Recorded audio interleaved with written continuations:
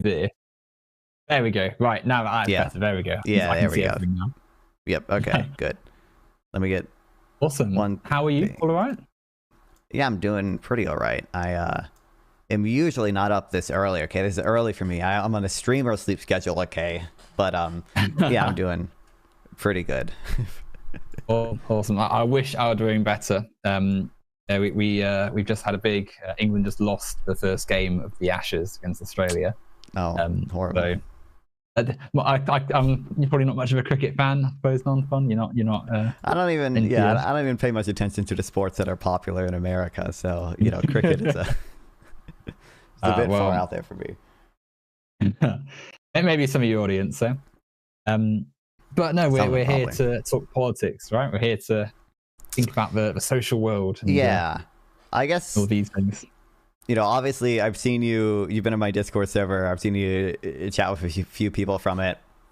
I don't watch all your conversation with Vegan, but like Vegan is, someone I know online. So I was aware that I have, and I saw you talk to Hamsters recently, and I saw you talk to North. I did watch the full thing with Hamsters, and I watched some of the parts that I cared about more of your conversation with North.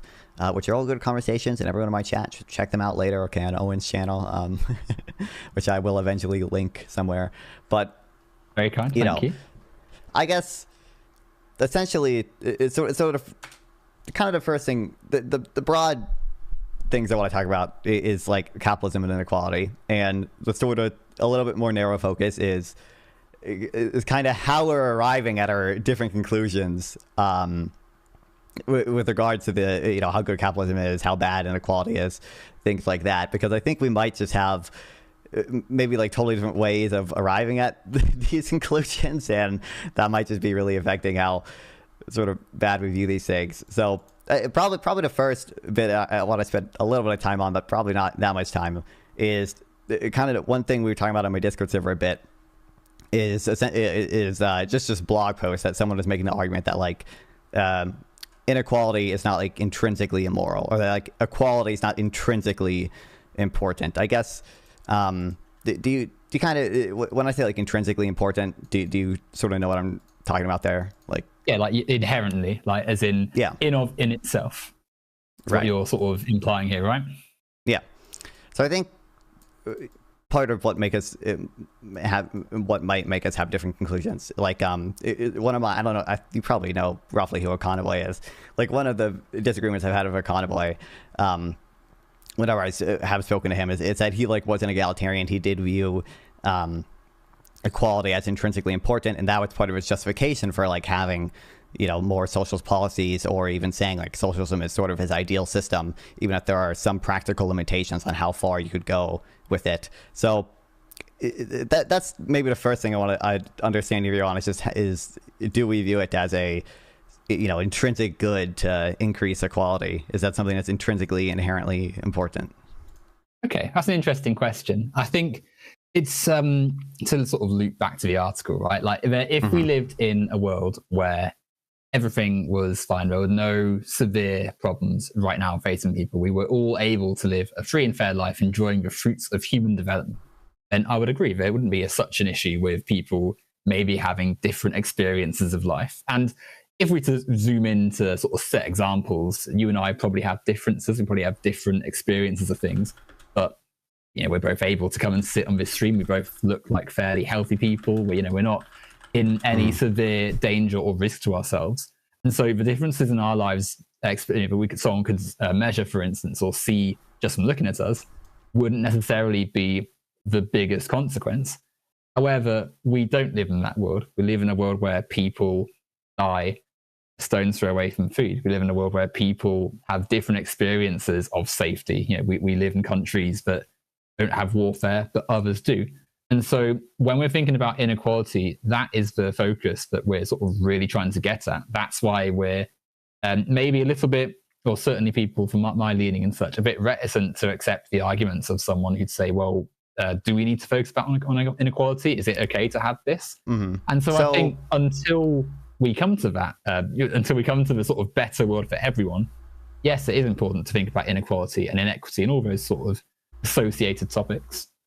Right. Most of those things come off to me as you appealing to why inequality is like instrumentally bad. Why in the real world it might have, negative effects, and why it's some important goal to focus on in the world that like actually exists. And I don't totally disagree with that, because I do believe there's instrumental value to equality. I do believe in, there are gains to be had from, redistribution, even taxing the rich sort of disproportionately. But like you say, we have issues, like you said, like there's sort of issues with people that have like just these different experiences in life. And I agree it's an issue, but only instrumentally. So is the issue there the fact that they have these different experiences, have these inequalities themselves, or is the issue simply that, the sort of material effect of these inequalities is, that people they experience some suffering, they experience some depravement, they experience poverty. I guess, it sounded like most of the things you were talking about were just poverty, were just the sort of instrumental things that I can see can totally be a relevant factor for these, equations. Well, it's both, right? You've got the material effect, of course. If you experience this inequality, you are more likely to miss out on food or not have safe shelter and such. Mm-hmm. But it's also something we should be thinking about critically. We should be thinking, okay, why is it that someone in this country or in this part of town or with this experience is less likely to suffer from an illness or face a worse quality education, or in more extreme examples, be more exposed to climate crisis events or warfare? That all seems instrumental too, right? We're just stating like the negative effects that we think inequality could have, and some of those things conceivably they could affect that, but that's not intrinsically. But they are directly related, aren't they? Like there is the inequality produces the harm that we're trying to resolve. But right? That's appealing to, if you're just saying reducing the harm, again, that's appealing to an instrumental thing. You're saying that the sort of intrinsic thing that matters is the harm, which would be something I would agree with. And like instrumentally, reducing inequality can reduce the harm. I agree. Like in the real world or whatever, a lot of these things are going to be connected. But like I don't think your view on whether inequality is intrinsically important, like should one depend on sort of facts about the real world. Like I think you should have like a more meta-ethical view, philosophical view outside of that. And two, when you appeal to the real world, it seems like most of the times you're just appealing to things that are accounted for where some type of inequality being instrumentally important. Okay, well, I mean, I don't think we can separate the philosophical from the social world, the real world, because we're in it, right? Like it's not as though there's some, and obviously we've got different religious beliefs, right? I mean, maybe there's different attitudes we have to things and such. But right now, we're in the social world. We're on Earth in human society, and so, for me, that's what we've got to focus on, right? Like for as much as, of course, someone could say, well, what about detached from the human world? What do you think about things externally? We're here now, and so the inequalities that we're being spoken about are definitely worth talking about as important things and as things we need to address. So like what I'm trying to say with the first objection that I raise is like, for example, like people like I'm a like utilitarian, if people say like, oh, utilitarian is like ism, it's like too demanding because it demands, it says that you ought donate some substantial portion of your money to charity. And one response to that, not the only response, but would just be to simply say like, well, that kind of depends about like facts and about the real world, right? Utilitarianism prescribes that because there's so much kind of low hanging fruit with how much good you can do by donating to effective charities in like some totally possible world, and maybe where our world would be, even 100 years from now, utilitarianism would not sort of demand that because there just would not be, the sort of low-hanging fruit where you could donate to highly effective charities that, is sort of substantially, have higher marginal utility than you get with the money that you currently have if you're a relatively well-off person in a developed country. Like that's what I'm saying when I say like you sort of like baseline philosophical view should kind of not be particularly affected by some of these types of facts about the real world. And you can say we live in this world or whatever, but I still do think like whether or not you view inequality as intrinsically important or not will affect how your intuitions, will affect your policy, will affect what you say about the real world. Like I do think, like if you are a full-on egalitarian, like I mentioned again earlier, Conaway is, for example, then you have very strong justifications for being a socialist, at least in the ideal sense. You know, even if you think there are some practical limitations to it, or even if you want to weigh it against some other variables like utility, like if you believe equality is important in and of itself, you're going to be willing to go further to sort of to you know, reduce the welfare of some people to make the world more equal. Well, you know, equality is important in that everyone should be able to have human rights and have the access to things they need to be able to live and such. And like I said at the start, it's not so much that we're thinking of everyone must have exactly the same experience in all measurable ways. It's the world right now has severely different expectations of what someone's life is going to be like based on arbitrary, unfair things, and we've got to address them. Mm-hmm. And so let's think about what you said a second about donating to charity and such, addressing social concern through things like that. I think I was simply using that as an analogy. I'm not I love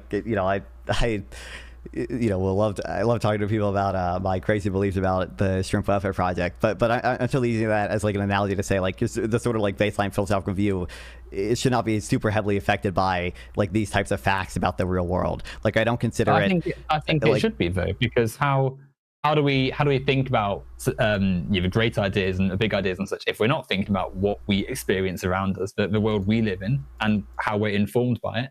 And I think that whilst of course it's great to think philosophically, you should always be rooted in how our actions and how our thoughts mediate through the actual lived society we're in, because that's where we are, right? That's what we have got to help our fellow person and be better for everyone. So I think there has to be some connection to what is in the real world. Well, when you say connection, so it's in some sense it's going to be a connection, but again, it like when you, for what it seems like when you appeal to the real world in all these cases, you're appealing to some instrumental value, and then like two, like you're I don't know how to get this correct. Well, for two, actually, again, I think your intuitions about whether or not more equality is intrinsically important will also affect your like real world stances. But it, like you know, it's sort of, it's not like a the equality point. It's sort of, there's got to be a good way of phrasing this, but the baseline philosophical view, like it's not a fundamental sort of feature. So for utilitarianism, like it's not a fundamental feature of utilitarianism that it is super demanding of you to donate to effective charities, because there's certainly a possible world in which, you know, it wouldn't be the case that many of these effective charities exist, because, you know, we've already solved substantially a lot of these issues. Like in the same way, I think like for egalitarianism, like your view should not depend on sort of what possible world you're in with regards to what is intrinsically important. I think if you hold something as intrinsically important, that should kind of be intrinsically important in all possible worlds. And we could obviously imagine a possible world in which people just had a lot of equality. And it seems silly to say that in that world we should no longer have equality be intrinsically important, just because everyone already experiences some level of equality and high standards of living. Okay, but then I would say that equality is intrinsically important to some extent, right? Because you need to have, as a society, we should be thinking every human deserves the ability to go through a life without facing hardships. If we have a part of society where people say, don't drink polluted water, don't face malnutrition, don't live under the threat of repression and death and such from oppressive forces, then we've got to analyze that and say, well, why is this the case? Why have we faced a society where this is happening? And so I think that until we, like I said at the start, until we get to the point where we are genuinely living in, I don't know, like a Star Trek Westworld type perfect society, we do have to keep fighting for that intrinsic goal. And even after that point, you know, we should still be, because it's not as though, you know, we often, you know, that I'm quite left wing, we often get accused of saying, oh, we just want a utopia and such. It's not as though I'm ever sort of saying, yes, what I advocate for is the perfect thing that would solve every single possible quandary. But it's about putting in place things and aiming for higher goals that allow us to better address the existing problems and thinking critically as a system. And so that's why I would say, yes, we should be thinking that there is a proper goal to addressing the social inequalities in the world, and should aim to have everyone be able to experience certainly the basic human needs equally across the globe. Sure. So, I mean, if you are just holding that inequality is, intrinsically important, even in the possible world in which we already, have some level of equality or whatever, like that, that's a position you can take. That's fine or whatever. I think there are flaws with that, and I guess maybe we can, we discuss some of it if you want to, I guess, but like, are they like that?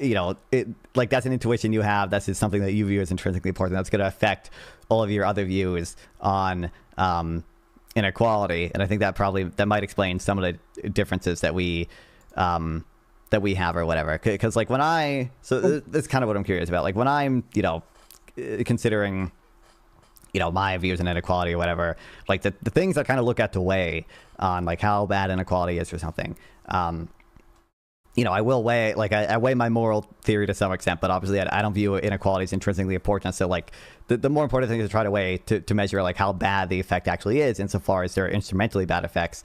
But, I try to weigh just, like, the opinion of experts, economists who have studied inequality, like, what they say on stuff. I try to weigh just what I know about economic theory, and this is true not just for inequality, but like generally speaking, like just kind of what I like, is there a causal mechanism for inequality having some bad effects just based on what I know about economic theories? Like, well, housing prices, maybe there's some, merit to it there. Like, but obviously inequality is not going to have some causal effect on, irritable bowel syndrome, right? This is probably not just a mechanism there for that to happen.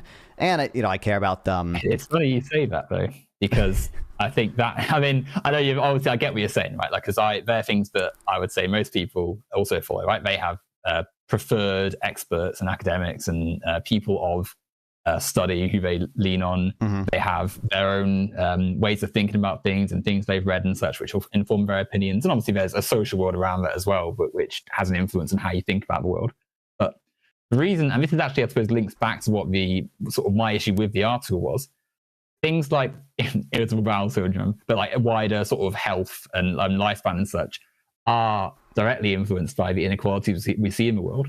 So if you are food insecure, if you are struggling to balance bills and paying rent to some landlord and such, and unable to access healthcare and such, these are things which make it more likely for you to have the adverse health effects that might make someone's life less equal and worse. Right, so, but I guess so what I'm saying is, I'm curious, like, what evidence you're looking at with regards to, like, how big the effects of that are versus, like, how bad the effects of, any mechanism we have to reduce inequality, be it some union, be it some taxation or whatever, like, how bad those things are. Because again, like, what I'm saying is, like, the things I look at that lead to my conclusions, I try to weigh the opinion of experts. I try to weigh what I know about economic theory. I try to weigh the empirical evidence that we have available on these things, and try to account for how good the causal inference mechanisms are in various empirical studies or whatever to the best of my ability. And I guess, like, I kind of don't see what you're doing to arrive at the conclusion that inequality is going to have some, like, particularly big effect on food security. It's not clear to me that there's going to be some causal mechanism for that just from theory, and I don't believe there's any empirical evidence that really substantiates that. I mean, I strongly disagree, but I think this is actually something you can see quite easily without necessarily even needing the papers and such, because if you have the money to be able to afford regularly buying food ahead of the rates of inflation and such, then you can afford to eat healthier and not have the same adverse effects as, say, someone who is food insecure, facing the harsher end of the cost of living crisis because they're at the lower end of the economic that's just a matter of low income, right? That's not a matter of inequality. Which is an inequality, but it is, because the person with more money can... a very equal society where everyone has enough money to buy food. In fact, to some extent, I think the U.S. has achieved this to some limited extent, because we do have welfare programs, and to a broader extent, Norway has and stuff. I mean, I don't think... I mean, if you just look at social spending in the U.S., and, like, maybe you have different stats than I do, and I've seen you talk about this, like, in my Discord server, about all the austerity we've been hit with or whatever. Yeah. I don't know. It definitely seems like just total social spending or total spending on like income security programs, and even like just spending as a share of GDP on this stuff, like just has trended upward over time.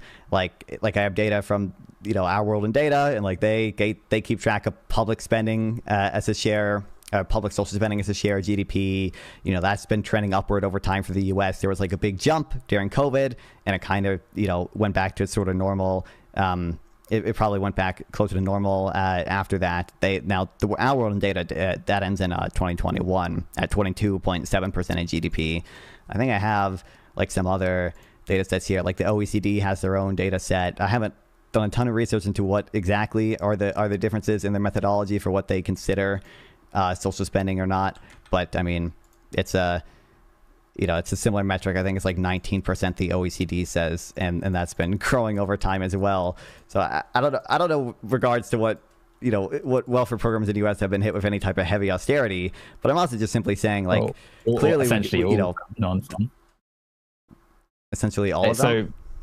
So austerity, obviously, cutting the spending that happens for or reducing the budget and such, and independence of various state bodies, so schools, transport, healthcare to an extent, things which the public can use as part of public infrastructure, and then handing this over or making it easier for market forces to come in and do things with it.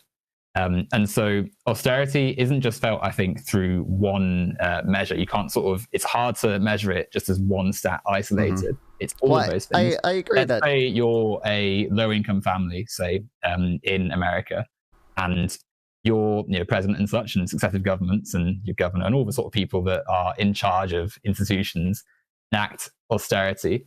If you're relying on a program that, say, is in charge of ensuring your kid gets access to things at school, or ensures the bus routes run every so often to get you to work and such, you now have a harder time accessing the things in society that you need to get through it. And so I don't disagree with that. The thing impact on your well-being and such.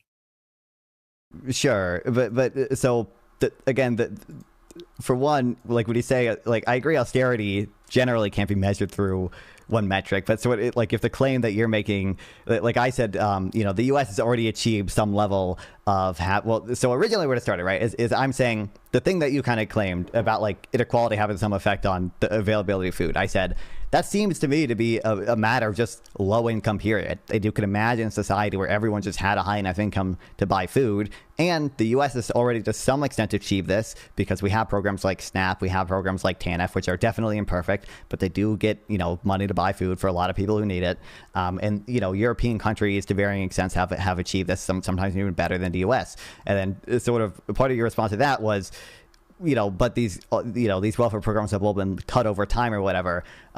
Now, I agree, austerity is not only, cutting welfare spending or whatever. It also includes things like privatization of public assets, which, to be fair, you have seen from the stuff I've seen, like over the long run, you have seen a decent amount of privatization of public assets across countries. But like, it just doesn't appear true to me that a lot of the welfare programs in the U.S. have been significantly cut. I think if you're measuring just since COVID, that's true for some of them because they were, temporary expansions. But on the whole, it seems like, public welfare spending, social service spending, that has just been trending upward over time in the U.S. as a share of GDP. But the spending of money doesn't buy the same things it always does, right? Money it's a share of GDP. I guess you could, I think it's a share of nominal GDP, not real GDP, but I'm sure I could find one that's real GDP specifically. And also, population increase means there's more has to be spent. The point is that on the ground, the effects of it for people and for schools and such and critical institutions is one of constrained budgets, less ability to be able to enact the things they need to do to be able to support people, and then hard impacts on people. You said about the welfare state a second ago, and you're right, welfare states exist. There are things in place to sort of put a plaster or band-aid, I suppose you'd say in America, and on the inequalities of capital. In fact, the fact that there needs to be people helped at the bottom of society is what the welfare state is supposed to do. It's supposed to lift people from falling into the hardship of life and such, poverty and such.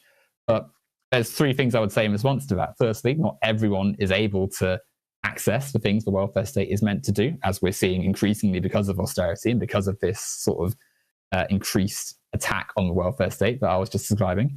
Secondly, it isn't necessarily enough to actually challenge what's going on here. So even if you receive the say SNAP benefits or the in my country the various benefits that you can receive from the government, it isn't actually enough to match the rising costs of rent, electricity, transport, etc. And then thirdly, they're still attacked by right-wing parties and increasingly hard right, far right parties who view it as just unnecessary spending that they could either pocket for themselves, hand to a private corporation, or I don't know, just spend on the military or whatever. So, and then fourthly, we'll come on to the fourth reason in a second actually, but those three I think should highlight to you that just saying, oh, well, there's a welfare state isn't enough to deter the fact that there is an inequality that should be addressed. Someone in the, I saw on the screen just now, someone said that a society could have everyone having equal access to food that isn't enough to survive and such. And obviously that, what we're sort of, when I'm saying equality, we're thinking about addressing the overall shape of society right now in society where there's enough food for everyone to eat, but people aren't eating. There's enough I think space for people to live. I think he's again appealing to the sort of intrinsic aspects of it, but yeah.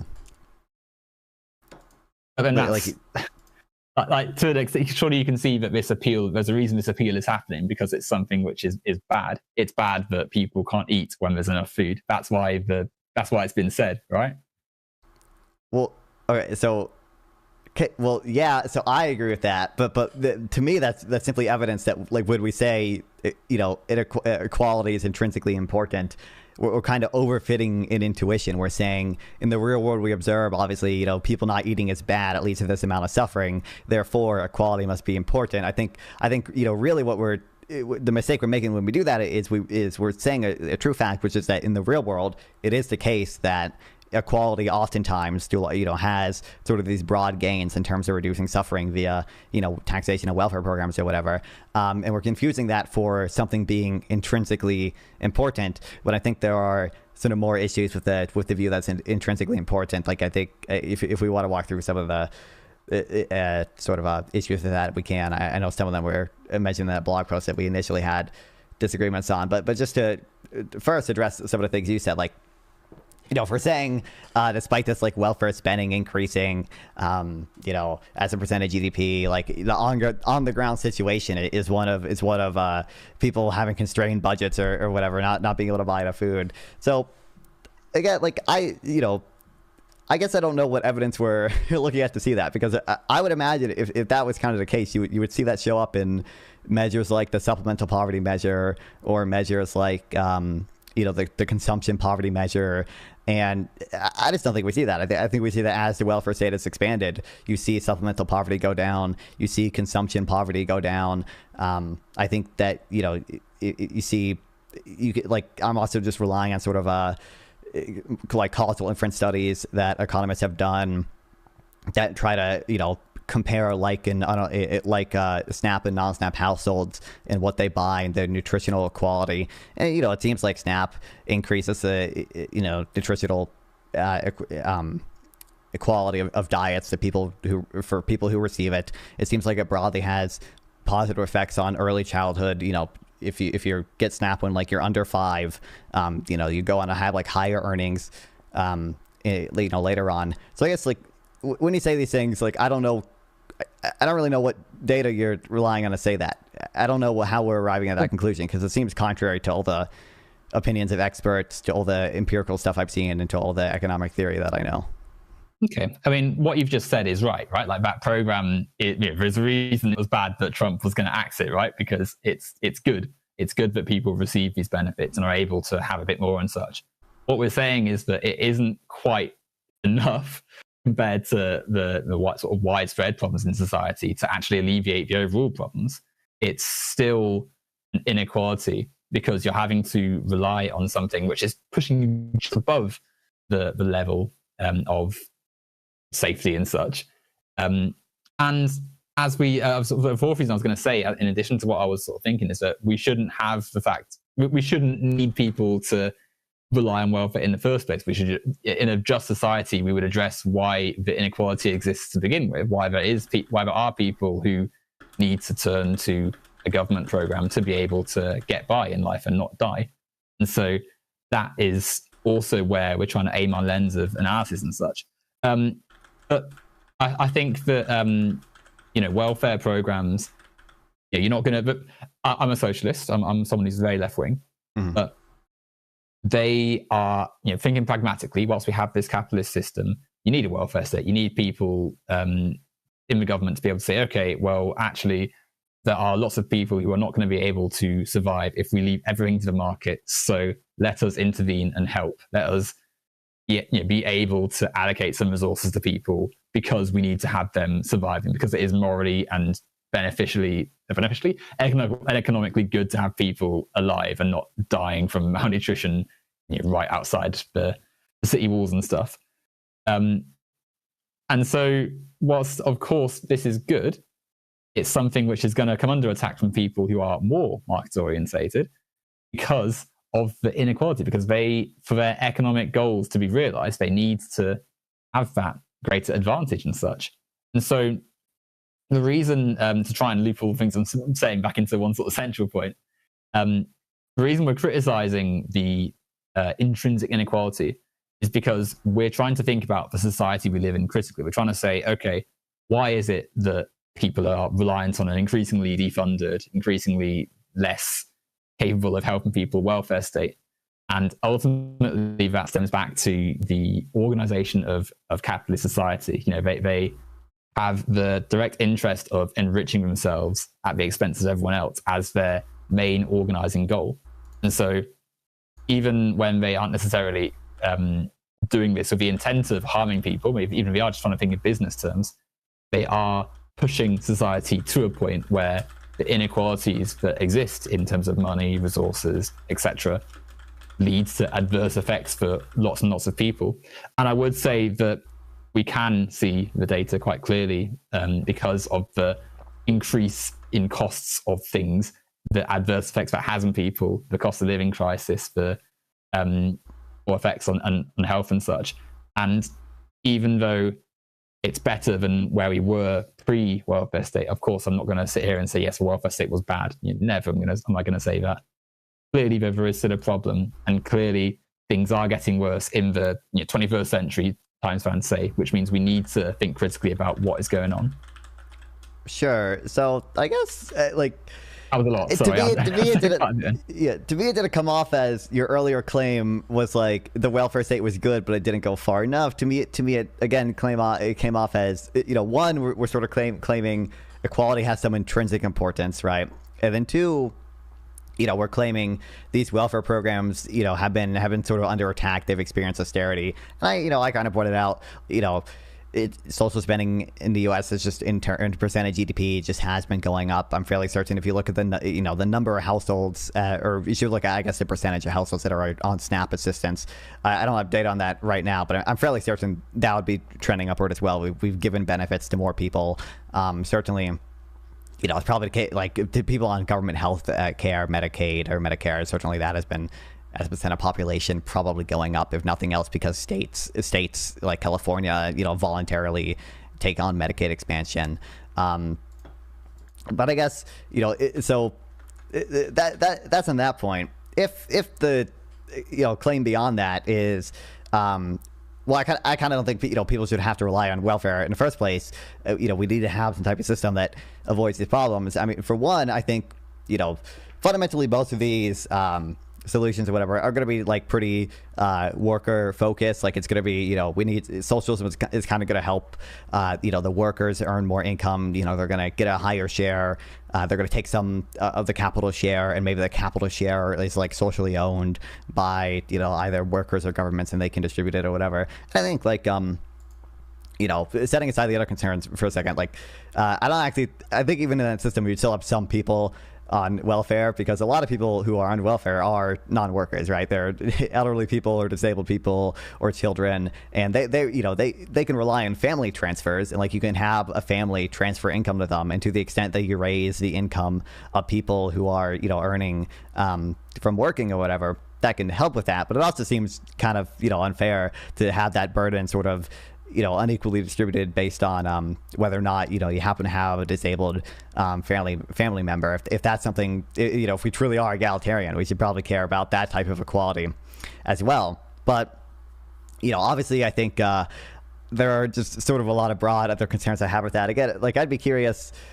Again, like when I look at this stuff, I'm considering what I know about economic theory. I'm considering the opinions of economists. I'm considering the empirical, evidence of this. So like, I mean, you just see, you can do like super crude correlations between economic freedom and economic growth. I don't think those are like the best type of evidence, but like you can see, I think much better like causal effects when, like, for example, you just look at like a charity, like one of the food distribution charities has started incorporating a price mechanism in its like internally for its own food delivery, and that decreased like transportation costs and administrative costs a lot, because it allowed information to flow just a lot more freely and cleanly between different like food banks across the country. You look at there's studies about Japan, which instituted some property rights on some islands before World War II, and then that essentially got interrupted by World War II. So we have like really good, some natural experiments here between islands that did get these reforms and islands that didn't get these reforms. And like you see, sort of broadly, the effects of the price system, the effects of free markets tend to be positive overall for these things. I think it's kind of, the last two things you mentioned, like, people are, the main incentive of capitalism or whatever is for these people to enrich themselves at the expense of everyone else. There might be some ways in which like rent seeking does happen, but I think generally, again, the types of evidence I'm considering, economic theory, the opinions of experts, the empirical evidence we have, those tend to suggest that a lot of these transactions like are positive sum. Even a lot of rich people are kind of positive sum. They're providing products, they're funding innovation that a lot of people use, and they are, positive sum. There's a reason they get rich is because they're providing stuff that people want at the end of the day. And the last thing you mentioned, things are getting worse in the 21st century. I'd also be curious to know what evidence you're looking at for that, because in my view, that's simply not true. Incomes are just generally up, even median, which accounts for like outliers like billionaires or whatever, and most other quality of life metrics are just trending upward over time. COVID might have messed some of them up, but it seems to be the case that the world is just getting better.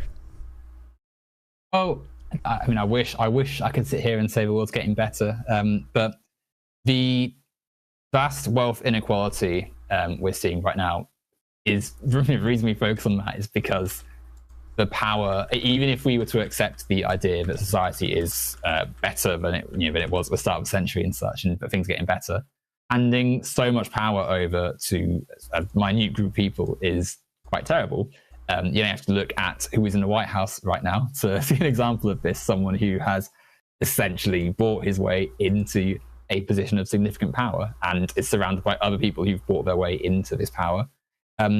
I feel like there's a lot of things that you said which I would like to respond to, but it will be very hard to respond to it if I'm sort of listing off every single one. So if we focus on one area, I'll even let you choose. Where would you like to... We can go... I guess we can go one by one, maybe, to the things I mentioned. So it's just like...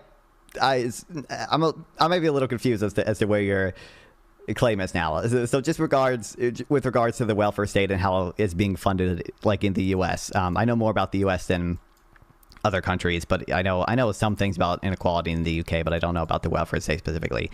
Doesn't it seem plausible? Or I guess I have the position, as I laid out, that social spending over time has increased. I think if you just look at a percent of population receiving a lot of these benefits, that's increased as well. But the spending doesn't translate to the family is having an experience. Percentage GDP. But the family that is relying on these programs is contending with rising rent prices, rising electricity bills, rising costs of food, rising costs of pretty much everything they need, because it's all held on markets. It's all something which is commodified and turned into a product for said rich people who were sort of you were praising a minute ago, to make a profit off. So they are not seeing an equal experience in society. Therefore, they're having a hard time, versus the rich person who not only is directly profiting off this hardship, off these prices rising, but never experiences food insecurity, worrying about whether they're going to pay the next bill, worrying about, say, things you can't predict. Like, let's say you crashed your car, extreme example, there's some accident happens, some like incident in your life happens which you need to sort out here and now, like in the present day moment. If you don't have the money that a rich person does, some of these hardships are things you have to either work around, sacrifice something else for, or put up with that. The only point I'm trying to make right now is, I simply, so from the data I've seen and some of the data I presented, it doesn't appear to me to be the case that sort of welfare spending in the U.S. has been substantially cut in any way. Again, as a percentage GDP, it's gone up, and that is as a percent of the entire economy. A lot of these benefits, I guess, not all of them have an automatic cost of living adjustment in them. I think Social Security is adjusted every year or 2 years based on CPI.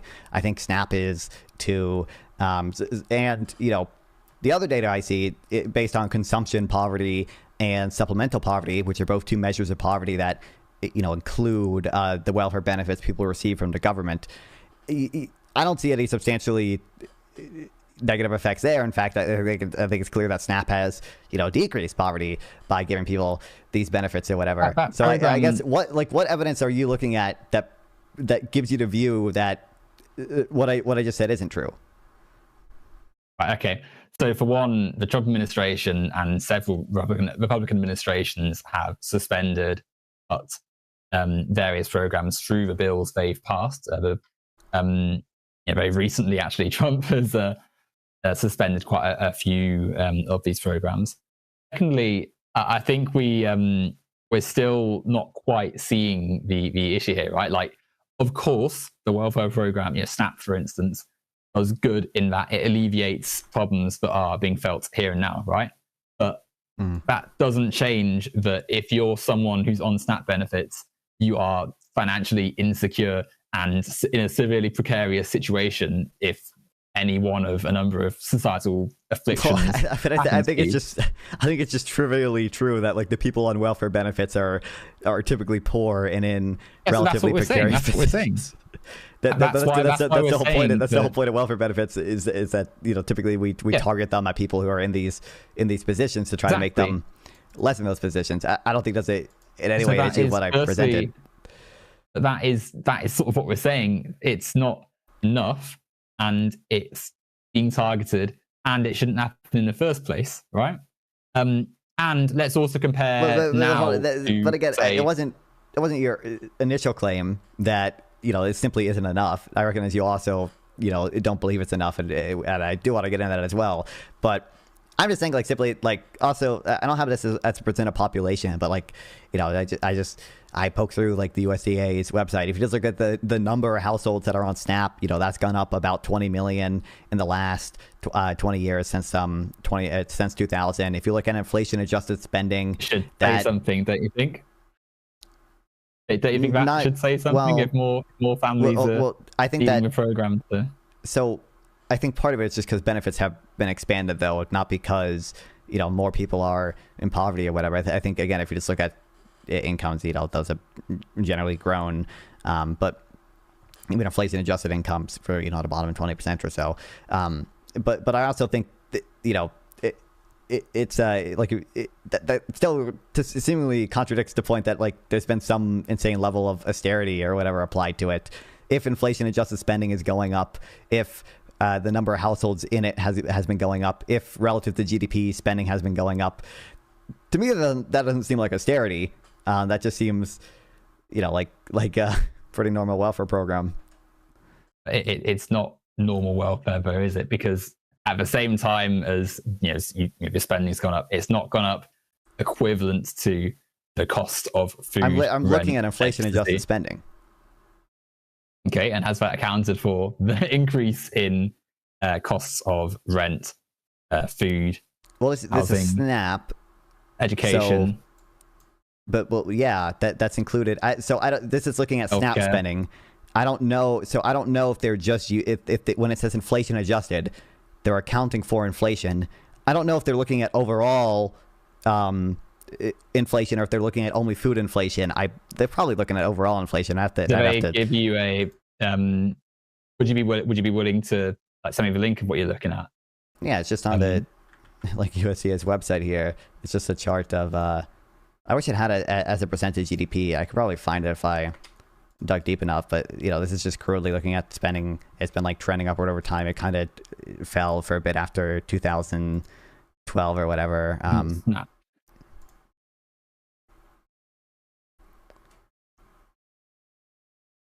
Adjusted for inflation to 2024 dollars using the Personal Consumption Expenditures Price Index, U.S. Department of Commerce Bureau. Okay, so they're looking at overall inflation. They're looking at PCE, which includes healthcare, includes education, includes rent, includes food prices in it. So yeah, it's inflation adjusted. It's accounting for that. Okay, and so this still doesn't quite address the wider cost of living costs, though, right? Because that still doesn't reflect the fact that we're also cutting the school budgets, the healthcare costs going up and such, the transport programs that have been suspended. The network I don't believe the government expenditure. I don't believe the government expenditures on food or on education or healthcare have gone down, even in inflation adjusted terms. I just thought that just they don't do enough to support the population they have, right? They don't have the school is unable to do as much, to support the need they have because they aren't given the things they need. I'm certain some schools are underfunded, but if you just look at federal government spending on education, that has certainly been trending upward as a percentage of GDP over time. If you look at state level funding, it might differ based on state, but I would imagine it's stable to upward trending over time for almost every U.S. state.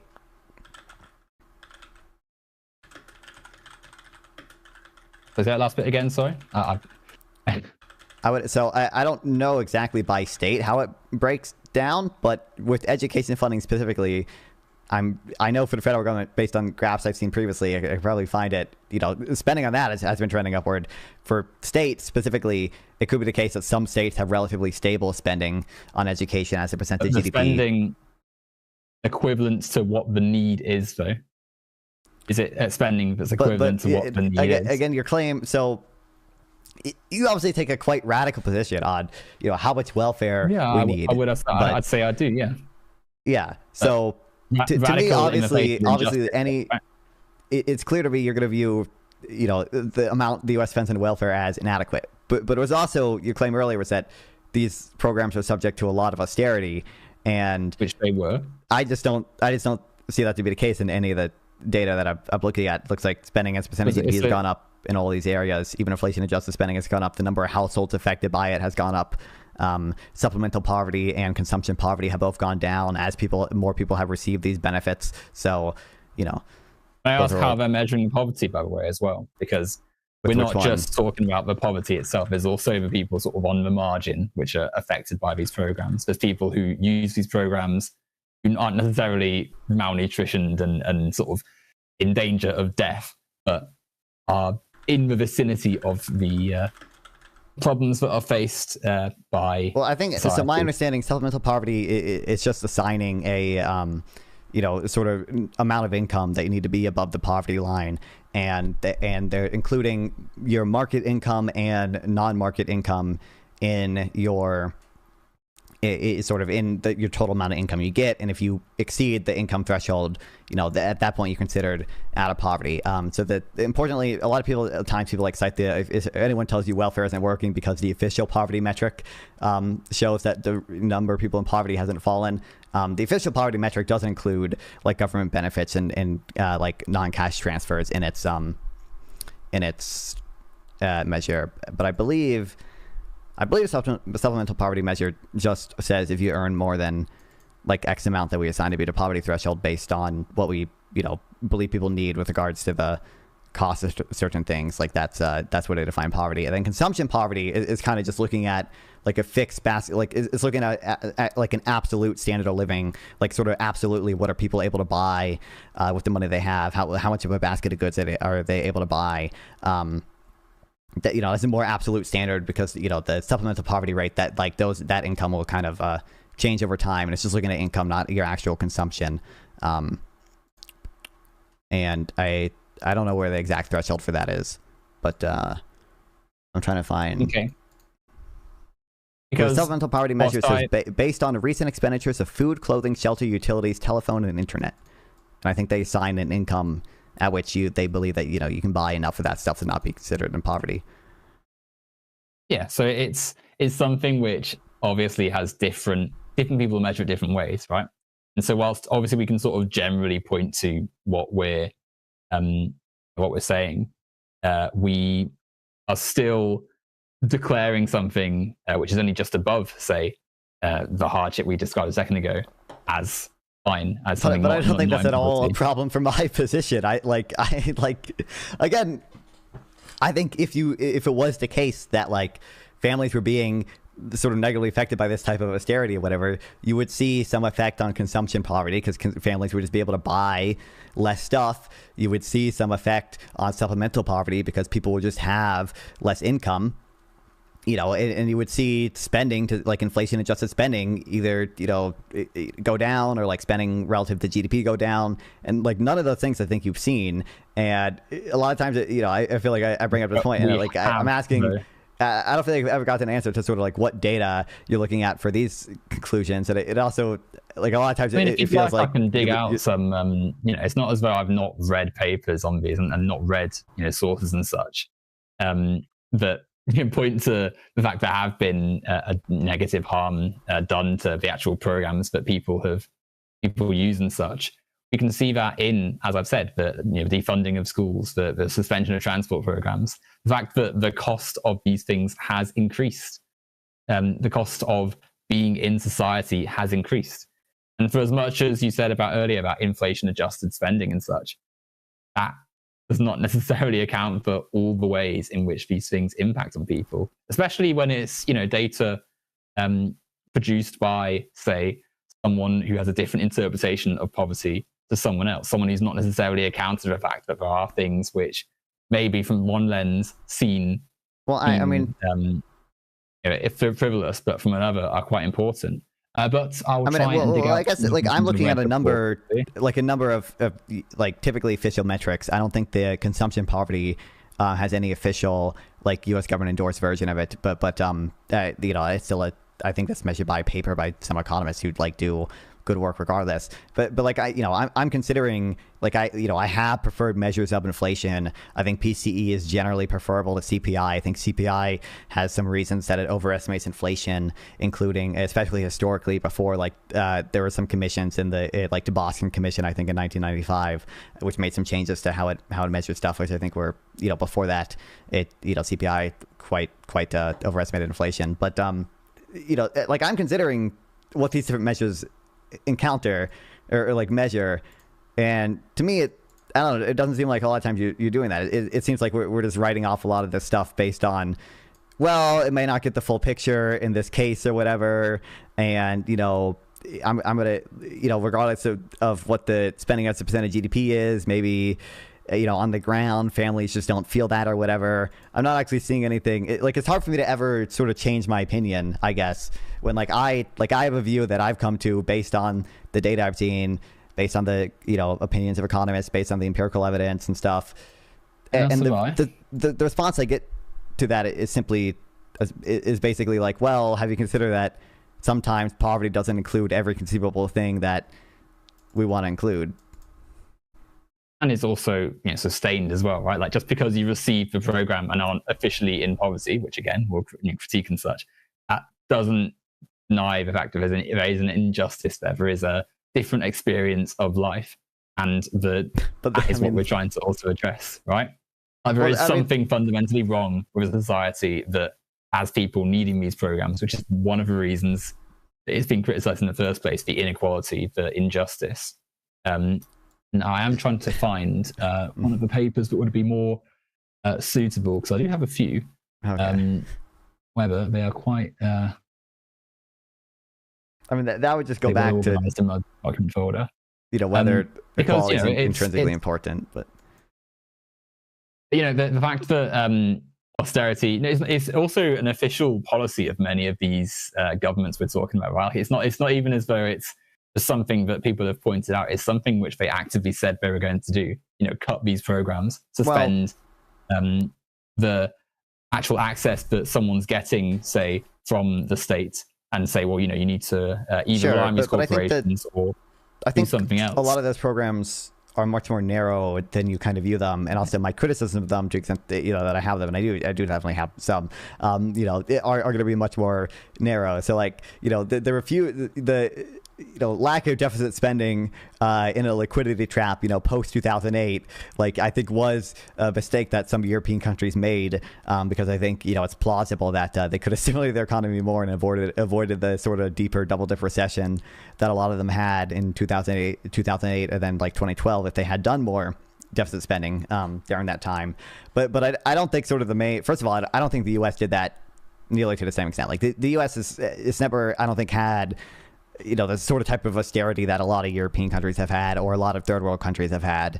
In the sense that I agree in that in a sense, because obviously the European nations had more social programs to begin with to cut and to suspend.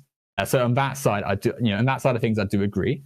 But the principle is still in place. The programs which are there for Americans have been reduced since Reagan in the 80s and such. And so the effects. Well, I just don't think the data supports that. Sorry?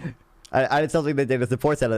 Austerity, I think, is much more sort of narrow than that view. I don't view austerity as simply cutting welfare programs necessarily, and I don't even think. Well, that's one of the main parts of it, right? And it's also increasing but I think the involvement of the market and such in different things. So when I think of austerity, I think of more than simply sort of cutting welfare programs because we believe, something about welfare being maybe unjust, on some libertarian beliefs or whatever, or we think it's some substantial drag to economic growth. I think it's typically interpreted, at least in my understanding, to be more narrow than that. Typically it's we're kind of talking about a broader consolidation of the government's budget or whatever. And I do think some European countries sort of made that mistake in doing that after 2008. But with the U.S., for example, when we had when we SNAP benefits have gone down since COVID. The child tax credit has expired since COVID. The ACA subsidies in all likeliness will not be extended past the COVID temporary stuff. I guess when you consider that those provisions expire, is that austerity to you? Again, sorry, the paper I was trying to find is behind a paywall, so I'm trying to find a way around that. But sure. Say what you said again. So I was okay. So when, for example, there were sunset provisions for temporary aid. In the U.S., we're seeing this right now because there's been a government shutdown fight over it, extending ACA subsidies past the sunset provision. There's been similar things as other welfare programs with regards to, having some SNAP benefits go down and some other child tax credit stuff go down post COVID. When those benefits expire, do you consider that austerity, or when a program suspends? To an extent, yes, because obviously it is them not spending money on something that was previously. But there's also coupled with austerity is also being criticised. Privatization, deregulation, things which have an adverse effect on the ground experience. But to come back to your question, sorry, because obviously we're trying to think about austerity for a minute and such. The suspension and cutting of programs. This is something which does take numerous forms. It's not just actively someone strikes a line for a program and says, no, we're going to just stop this program entirely. It's also affecting what people who are in charge of those administrations or are administering the role that is being done are able to do. So, for instance, let's say you are a social worker. If you're resources aren't able to go as far. You can't support. Oh, sorry. Oh, sorry, I was talking to my chat. No worries. Don't. If I'm ever muted, I'm probably talking to my chat. Don't worry about it. Right. Okay. What's that? Yeah. So if you're a social worker, say, okay, and you're trying to support people in your district, and your resources aren't going as far, and because other programs are less able to perform the roles they're meant to do, there's more need increasing. Said social worker has a greater pressure to be able to perform their job, and that leads to problems for them in delivering their role. And so these nodes, social worker, healthcare professional, emergency responder, educator, these nodes across the system of society, the network of society, as they are less able to do their job bit by bit, because it's not as though it's like a whole thing is cut straight away. It's bit by bit in a lot of cases. This worsens the impact of these cuts as a whole, and it gets worse and worse over time, and people face more hardship. And it changes from administration to administration because, typically the Democrats do more for their I don't think state. They do more to... It's substantially responsive to most of my points. Like, so what belief have I presented that you think would be sort of changed by you saying, well, sort of austerity can happen slowly, and administrations differ by how much they support civil service workers or administrators in regards to welfare benefits. Okay, you've produced these statistics, which you have then you put these statistics out, which say, well, this demonstrates that austerity hasn't really happened, but austerity has happened, because if we look at what the impact of healthcare, education, transport, and such, we see programs less able to help people, healthcare professionals, professionals but in wouldn't you expect to see that industries. In the data somewhere? Like, wouldn't you, like, if it was helping people less, wouldn't you expect to see the number of households on it fall, or inflation adjusted spending fall, or the percent of GDP spent on it fall, or consumption poverty increase, or supplemental poverty increase? Well, there have been increases in some of those things. I mean, in like food insecurity and such, wealth inequality.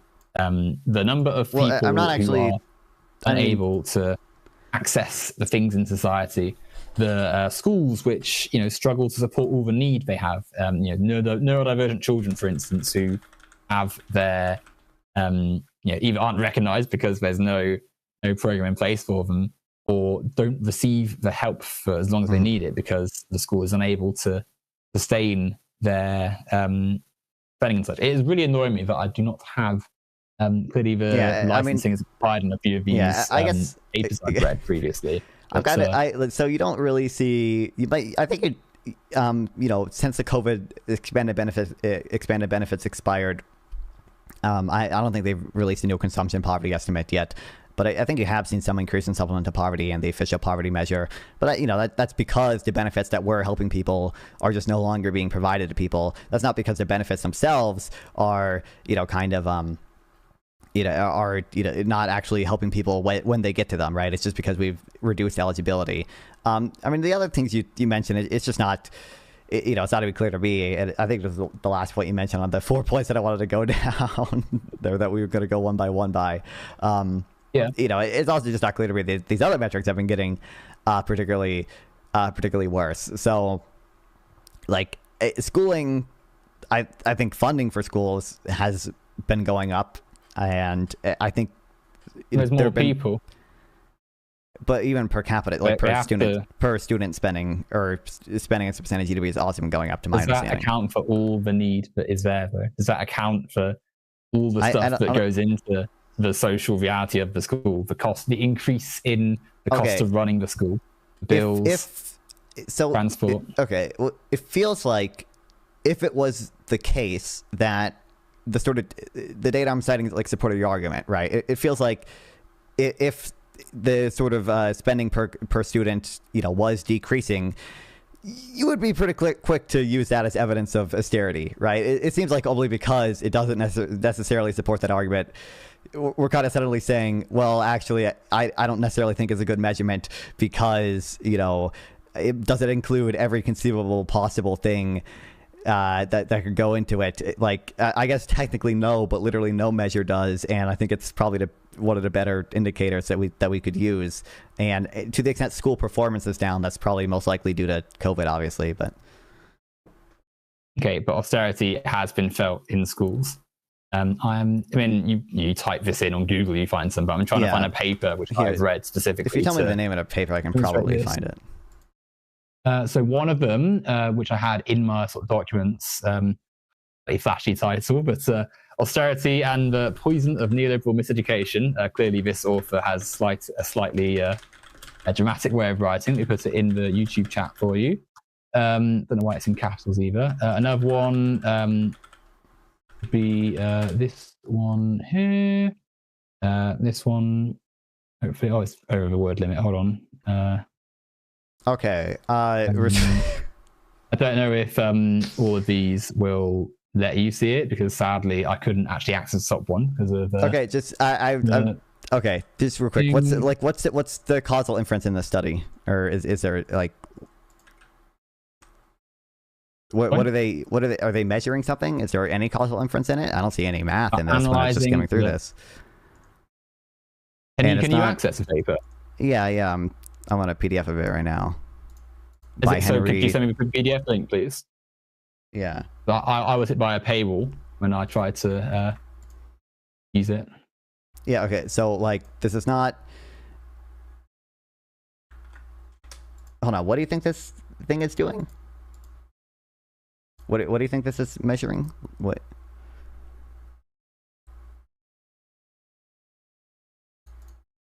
There we go. So yeah, this analyzes the effect of austerity on using like what causal inference method? Like, what data are they looking at, and what are they using some instrumental variable approach? Do they do some regressions, or like what are we doing here? Looking at the actual impact of the thing, not sort of an abstracted statistic which doesn't necessarily portray the on the ground effects. Okay. But if you read the paper slowly through, there are plenty of references to the statistical element of. Yeah, I'm sure. Okay. This is not. It, but it is there. I'm trying to find one that would have more. So the reason. Okay. So output if you to see that, but like to the extent that imagine, it's not quite as, I doubt it or whatever. Right. This is a paper that is not published in an economics journal. Right. This is written by a guy who I'm presuming is not an economist. If I look him up, it says American Canadian cultural critic. So I'm not really convinced this dude knows enough about economics to prevent, make it a substantial contribution to the effects of austerity, right?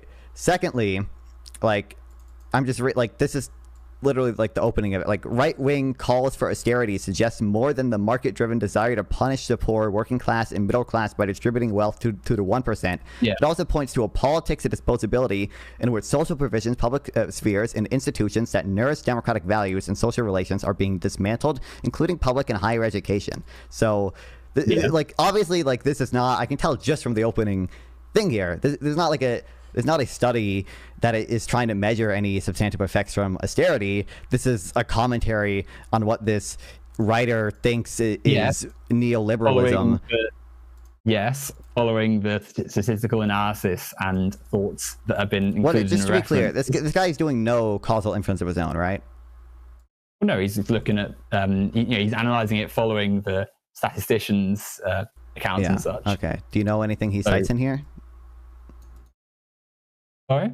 Do you have any of the stuff that he cites in here? Like, what are the causal things that he cites in here that are making me believe austerity is bad, or would even would change my views on anything I presented so far? Oh, they're all there for you to have a look at. I mean, I can't say I've followed the ones he provided. Yeah. Okay. Clearly, from the other things which are in society, some of which I've put in the chat for you to have a look at if you'd like. And that's there. It's not as though I'm just pulling this out of nowhere. Austerity is something which has been observed this is like in society. This feels like a relatively out of nowhere thing. Like Project Muse. This is a journal I've published by the University of Nebraska Press. Like, what even? This is not a journal that anyone takes particularly seriously, and it's just like this feels like it could be in a like. You could equally say this about some of the economic stuff that you've suggested. Absolutely not. No, because they actually employ a lot of causal inference mechanisms. They are written by economists who their analysis is not matched the actual lived reality people are in right now. Like, that's not the criticism I'm making of this. First of all, if it comes down to like, I don't know what you're looking at for the lived reality, what people are in, right? Like if I am looking at data that says, you know, Snap has like X effect or whatever, I'm trusting that data over like any sort of vibe-based argument you can give me about what people are feeling on the ground. I just don't know. I just don't even know how to interpret that stuff. But like, it's not even like the criticism I'm making of this is not. It's not in line with the reality that we're seeing or whatever. I do think probably there are factual claims that are just like inaccurate. Like I do think the claim that austerity wants to punish the poor, working class, and middle class, like that's the actual goal of it. I don't even think that's true. Of course it is. Like nihilism embodies an ideology that produces both zones of abandonment and forms of social and civil death. Like that seems a little crazy, but regardless, non-fun. If you cut a program or suspend or weaken a program designed to help people in the lower brackets of society, then of course you're punishing them. But that's a fact. But that's a fact. You recognize the people who believe in austerity, and I certainly don't believe in austerity as you would put it. I don't think I believe in austerity in many cases in the kind of more narrow view of what austerity is. The goal of it is not like explicitly to punish the poor and working class and to distribute wealth to the 1% or to destroy democratic values and this or whatever. Like, firstly, these are the consequences of it, and secondly, I would say that yes, there is an element of. Sorry, but that's a claim that relies on factual stuff that they would dispute, right? Who would dispute? People who support austerity. They would say it leads to good outcomes, at least in the longer run. If you're at the sort of the reason that that like wealthier institutes and corporations and such overly favor these policies because they know money is funneled up to them, the wealth inequality that exists. Okay, I'm sure benefits.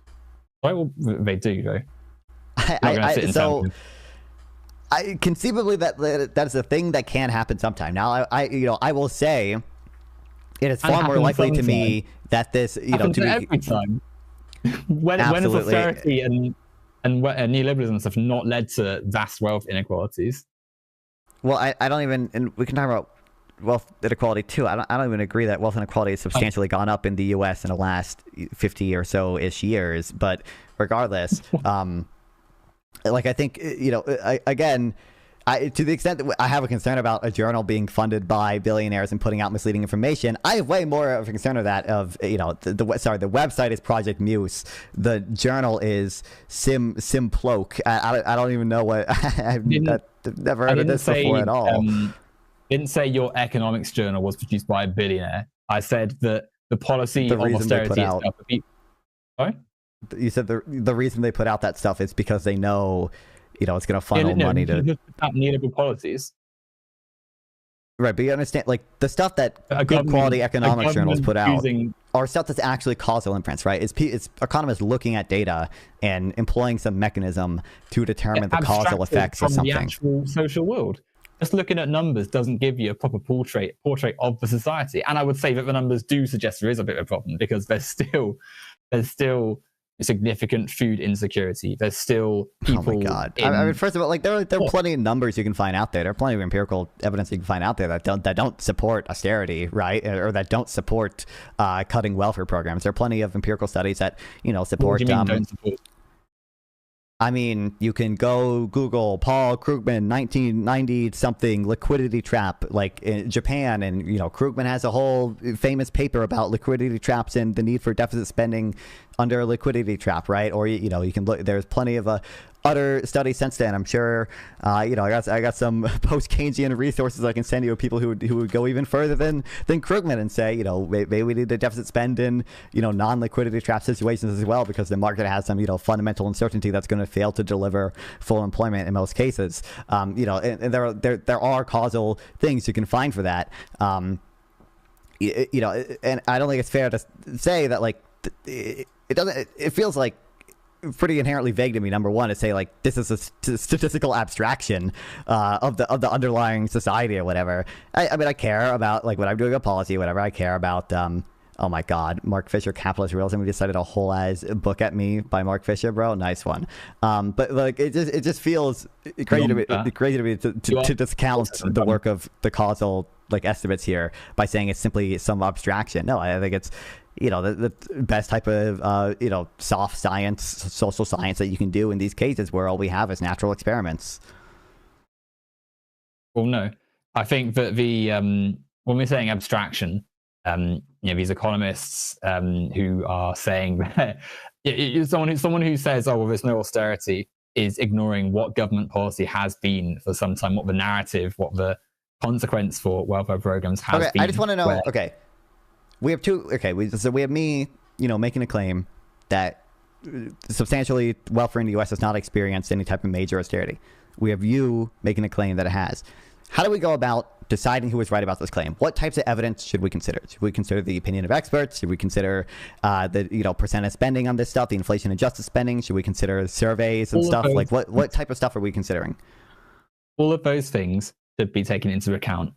Okay. And then we should look at what is happening right now in the social world, which, you know, things like, for in Trump's many of his most recent bills, he's actively suspended programs that existed for people. We should look at the fact that since the 80s, there's been an active effort from Republican policy and Democrats to an extent as well to think critically about the way people have I just want to know, so of the evidence that we should be considering, what supports the view that, you know, so far at least, welfare programs have actually, you know, experienced some type of substantial austerity. I agree that, like, you know, Trump is bad and Trump wants to, with the big beautiful bill, to some extent cut Medicaid. And give me a moment. Let me quickly. Because again, I don't think you see it in the supplemental poverty measure. I don't think you see it in a consumption poverty measure. I don't think you see it in just spending as a percentage of GDP. I don't think you see it the number of households on it. I don't think you see it in inflation adjusted spending. And it seems crazy to me that. By the way, can I ask why it was an issue that I cited a book, by the way? I don't know the exact reason you decided the book at me, because it was, you know, you were, I think I was speaking at the time. I don't know what the exact claim you're trying to cite with that book was. Yeah, well, you know, you asked for, obviously we're talking and I'm trying to dig through my notes and whatever to try and find sources. I was telling you, like, I don't know the exact reason you cited that one book, but. Well, it covers many of the elements of, you know, neoliberal austerity and such that have been criticised. Yeah, and some of the reasons why. And I'm familiar. I haven't read the book, but I'm familiar broadly. I'm familiar broadly with Mark Fisher, and I'm familiar, you know, with the book. I don't know what the everything you talked about in there is, but like, again, the thing I'm questioning here, right? Like, it feels like I'm presenting a view, and like I have the evidence I consider for this view, and the stuff I get in response feels like either some post hoc consideration of, well, actually, does student, you know, spending per capita, you know, does that actually measure every single possible thing that we could ever possibly include? And then we get, well, it's the inflation adjusted spending even adjusted for the rising cost of healthcare, when I literally said inflation adjusted? Or have you considered reading an entire Mark Fisher book where he criticizes neoliberalism? Well, I asked you what the adjusting was. What is the inflation adjusting they've done? Was one of the they're adjusting. I told you. I initially I had to read the subheading. It says inflation adjusted. I didn't know what measure of inflation that they were saying, and I then clarified to you after reading the subheading. It was PC, personal consumption expenditures, that they're adjusting for. Okay, and how is that? How are they taking that into account? May I ask? Whilst I dig through, I need to organize these notes. My goodness. Wait, just to be clear, are you asking me how they are using PCE to adjust for inflation? I'm asking you how have they basically go for it. Okay, so they take the amount of money SNAP spends and they divide it by PCE. Like, you can literally like recreate this in Fred if you want. Do you know what Fred is? Sorry, I zoned that way. Do you know what Fred is? Fred, enlighten me, go on. Okay, Fred is just a data site that the Federal Reserve of Kansas, I think, keeps up. I thought you where said they have Fred or Fed. Sorry, Fred. The website is called Fred. I think it stands for Federal Reserve something. Uncle Tex is he's not a very nice guy, is he? Using slurs like that. That's a scummy thing to do, isn't it? True. Federal Reserve Bank of St. Louis. They maintain Fred. Doesn't Fred stand for? What does Fred stand for? I don't actually remember. But it's just a site that Federal Reserve keeps. Federal Reserve Economic Data. Okay, that's what it stands for. Okay, right, as the name applies. So ignore his Federal Reserve Bank of St. Louis keeps up this site where they release a bunch of data. Actually, they're not necessarily the ones that release it, but they take data that the BAA and BLS releases and some other places release and put it all in nice fancy graphs. And you can even do this yourself if you want to. If there is a I don't know for certain if there's a series on Fred about SNAP spending specifically. For any thing you want to look at, if you want to look at average hourly wages, you can go into Fred and type in average hourly wages, and then you can type in. You can hit edit graph, and then you hit add line, and then what you do is you type in consumer price index or personal consumption expenditures or whatever measure of inflation you want to use, and then all you have to do is simply divide it. You just type A over B, in this case. That's all they're doing when they're when they're adjusting for inflation. They're taking PCE and they're dividing SNAP spending by PCE. Okay. Does that account for the fact that what you could, with the money and resources you had in, say, 1970 or whenever, 1975 or whenever, it's different to now? Yes, they make. Wait, okay.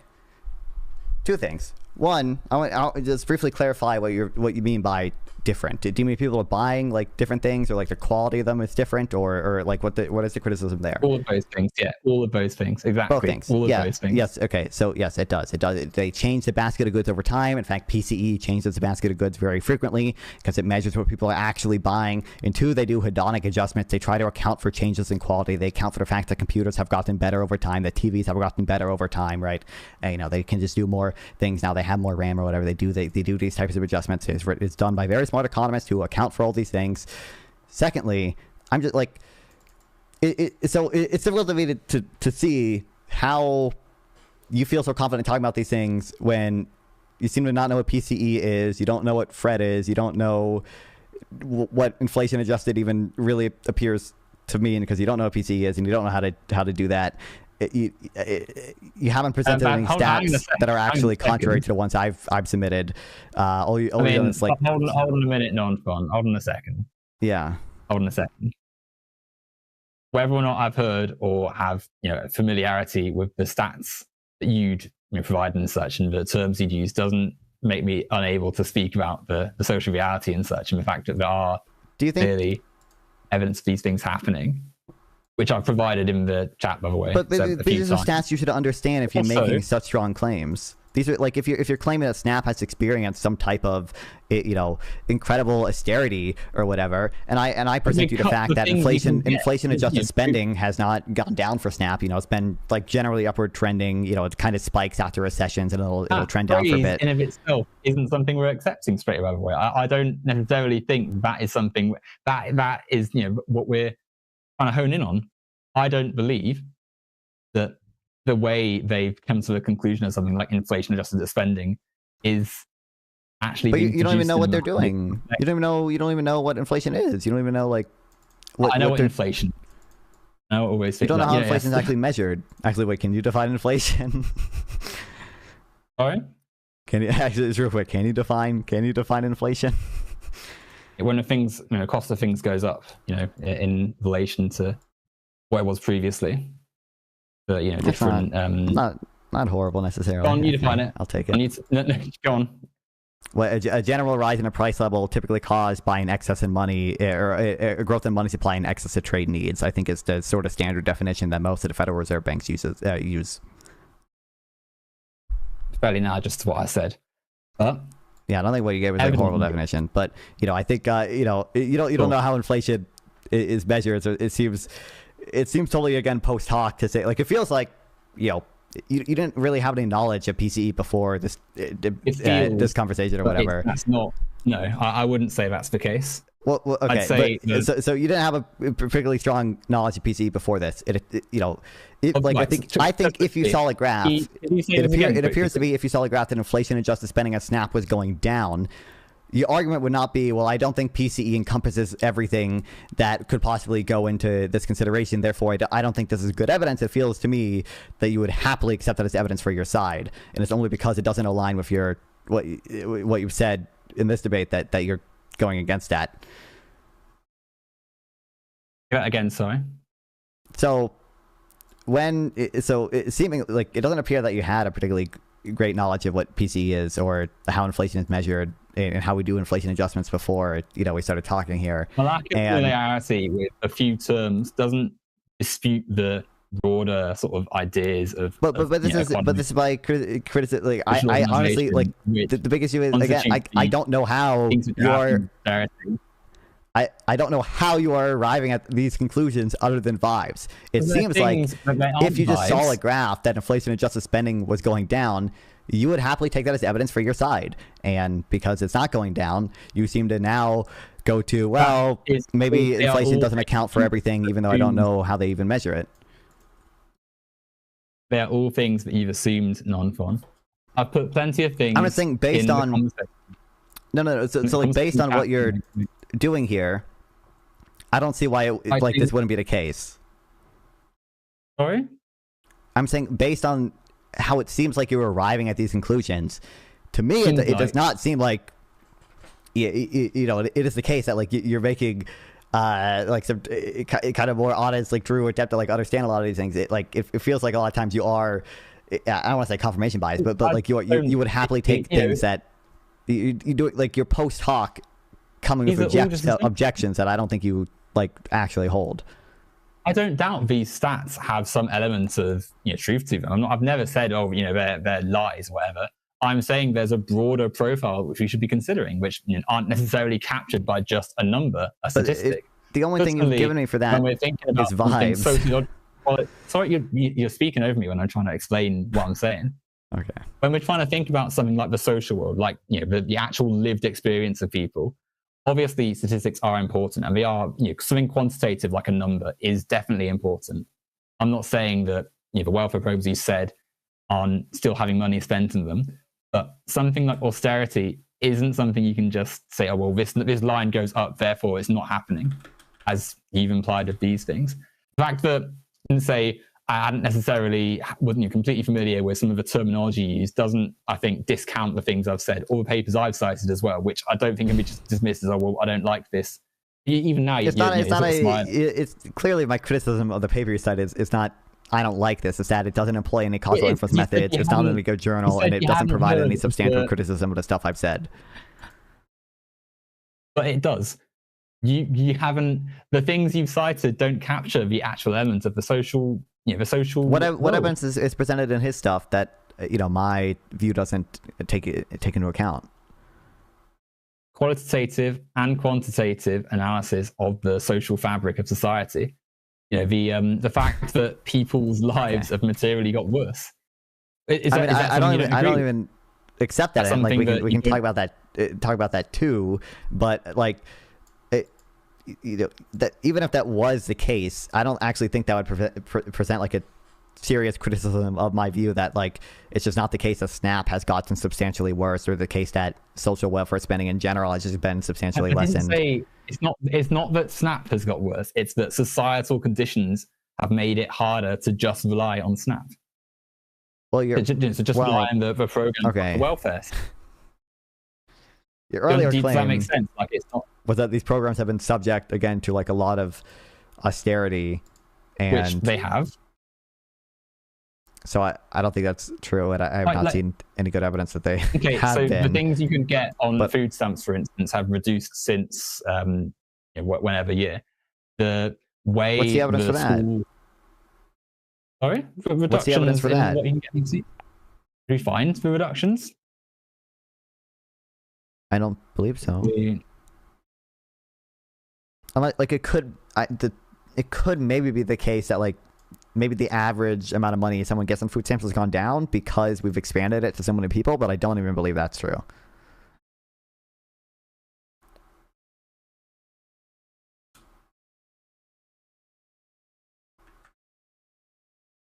There's tons of you just Google this stuff, to be honest. But Yeah, you know, I'm sure. Okay, well, I can put these in the chat if you don't believe me. I mean, I think I've like, if you're doing it, just Google it right now. I just don't think. Obviously, it's not just Googling it right now. Obviously, there's more papers which I've read. But as we came across earlier, that you can say yes if you like, but paywalls are a thing. I don't have access to all the stuff I previously did, which is another part of neoliberal issues, right? Education being paywall. Sorry? True. We would have no paywalls if it wasn't for neoliberalism. This is true. Unbelievable. Yes, because education is a social good and it's tiered off by paywalls because of people trying to make a profit from education. That's of course one of the issues. Of course, one of the things that goes on. It's not like, unless I'm going crazy, I believe public universities also have paywalls for stuff. And I believe... and that's also being criticized. That's what we're saying. Yeah, but it's obviously not neoliberalism causing the paywall in that case. That's just the fact that universities, have to compensate people for doing research for that to be the case, right? Like that's... The organization of it through, the market and such inevitably prices many people out of it. That's what we're saying. That's why the inequality should be addressed. The fact that only certain people can actually reach the educational institutions you need to be able to then access larger parts of society, to have the knowledge to better oneself. That is what we're sort of saying. Don't you think it's sad that, say someone wants to read more about something and they're just hit with, no, you must pay £40 or whatever to get this paper, get our monthly subscription. That's not how I base my beliefs off of, right? Like No, but I'm asking you, do you think it's sad that someone can't access something someone else can because of an arbitrary? No, I would not hold that generally. That's sad. That does not feel sad to me. That's not generally like to read. Well, it's true, isn't it? If I want to learn more, I have to pay. Do you think that's a bit? First of all, that's not even. You have to pay a lot less to learn today than you did historically. Like, if your goal is truly just learning, there were so many free courses on YouTube. There were so many free open source courses or whatever. I've been reading through some of them. It's not quite the same as what I'm saying, mate. Ignore the free studies for a second. If I want but I'm just saying materially, there have been plenty of opportunities to learn that have gotten better, partially because of neoliberalism or whatever. Plenty of open source textbooks, open source courses or whatever that you can apply to or whatever, and almost everyone has access to a computer now where they can do things like that if they truly want to, they truly care about learning. But second of all, I also think that in order to have more academic work be done, it's probably important to compensate people for doing that work, and having certain research be paywalled is how we do that. Now I think there's probably some cases out there where it's if you have public funding for a paper, maybe you shouldn't have it be paywalled, or maybe there should be some limit on how long you can have it paywalled. But I obviously view that type of compensation as important in order to incentivize people to do research, and I don't think it's, I don't really base my views on sort of what feels sad to me necessarily. I'm kind of I'm basing my views on what incentive structures kind of lead to the best outcome, and I'm considering the empirical evidence we have. I'm considering the opinions of economists. I'm considering the economic theory that we have. Okay, right. Obviously, it's not just it's sad. It's a fundamental inequality, because if only people with economic resources to be able to access a paper can read said paper, it makes the knowledge that is there only accessible to certain people. It reproduces the inequalities of the world. It means, but that's just how old most people. Oh, sorry. That's just how old prices work, right? It's that they price out people who can afford them. That's it. But that's the fundamental problem is capitalism, isn't it? The problem is that there's a wider attitudes to things in society as priced on the market and such. Technically, I think you can have a price system without a capitalist system. You could have worker co-ops, and I think that's fair to consider socialist. That's not what I'm saying. The fact that resources are privately controlled, and the fact that there exist people who have billions whilst others have nothing, produces a landscape in which many people cannot access education and the knowledge we have in society. And you said a second ago, things like, you said, almost everyone has a computer, but almost isn't everyone. Therefore, it's not good. Secondly, why is that wow? That's not a substantive. I recognize not everyone has a computer, but I think a lot more people have a computer because we have a capitalist system than we have a computer under some type of socialistic system. Because it seems like the point I always like bring it up, which is there are always going to be trade-offs to these things. I agree that to some extent the price system is going to create inequality. Now, I also think you could technically have a social system that still maintains a lot of prices. Like you could have all worker co-ops, and worker co-ops would still trade with each other based on a price and market mechanism, and that would still be considered like a social system overall if you had everything be worker co-ops. But regardless, I think there are reasons to believe why the price system is very good at transmitting information very quickly. There are reasons to believe the price system is very good at sort of incentivizing people to be productive, at incentivizing businesses to use resources efficiently so they don't, produce products that nobody wants, or so they don't waste, a bunch of resources that have better alternatives going to someone else. Obviously, I think prices do a pretty good job at this, and that's why we see, like, again, I'm waiting sort of the theory we have. I read economics textbooks where they present his view. I've read Hayek where he presents a strong theoretical case for this stuff. I'm considering the empirical evidence that we have that says something, like this is true. Like the thing I can pull up the exact study, but the thing I mentioned earlier, one of the largest food banks in the U.S., sort of had a centrally planned system for distributing food across its various local food banks, where food banks would sort of request food and it'd have to be processed by a central authority to get the food there. And they ended up they switched over to some like internal price mechanism that just let local food banks sort of bid on available food, and that ended up having like much more efficient results. Someone, a post-Keynesian in my chat, is yelling at me for that paper. Maybe it's a bad paper, I don't know, but I think broadly there are other cases, Charsky, that this appears to be true. And I agree in some cases that's going to create some inequality. I don't think that inequality is intrinsically bad, and it seems like there be trade-offs between the incentives and information that would exist in a price system that we have. Okay, but why the trade-offs in this system right now aren't good ones? They're not fair ones. They're terrible. The idea that I don't agree that they're terrible. Well, if you're in the Congo right now to produce the computers we have in society, you're currently barrel of a gun. Well, I mean, you put it in the face, but it's true, right? Like the things we have in our society at the moment. Sorry. For one, you keep cutting in halfway through a clause I'm saying, so it's hard for you to know what I'm saying. The barrel of a gun at which workers are made to work under in this system right now produce the things that we're using in society, and we don't have a choice about that because the market is dominated by people who are financially incentivized to do this. And you're chuckling, but it's objectively true, right? Like people in the Congo right now, or in, say, like a Foxconn factory in Southeast Asia somewhere, these are people who are essentially, slaves, right? Like people who have no other choice but than to be in these places at risk of death to produce the things we have in society so that people at the top could profit. There's no, I don't think that we can say, oh, well, it's just, we have to have trade-offs when there's such horrendous injustice in society that we're in this position. And then throughout history, we've got to look as well, the role of slavery in building capitalism, the role of the abuse of people, of workers and such. We spoke about earlier about how the welfare state was created. This came through worker movements and through mass organizations against capital. It was detested by capitalists initially because it was a threat to their wealth and such. And so to some extent, when we get to the sort of the neoliberal austerity turn and such that we've seen, that in some ways is a reaction to all of the of recapturing capital they lost, almost, in a sense, right? It's trying to assert their position at the top of capitalist society.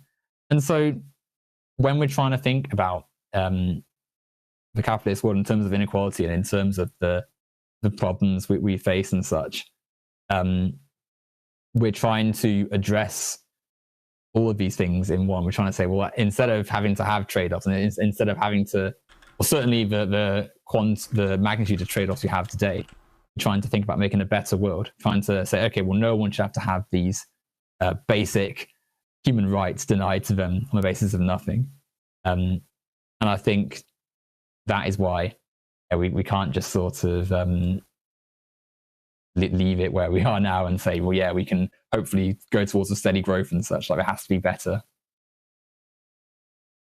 Okay, I don't.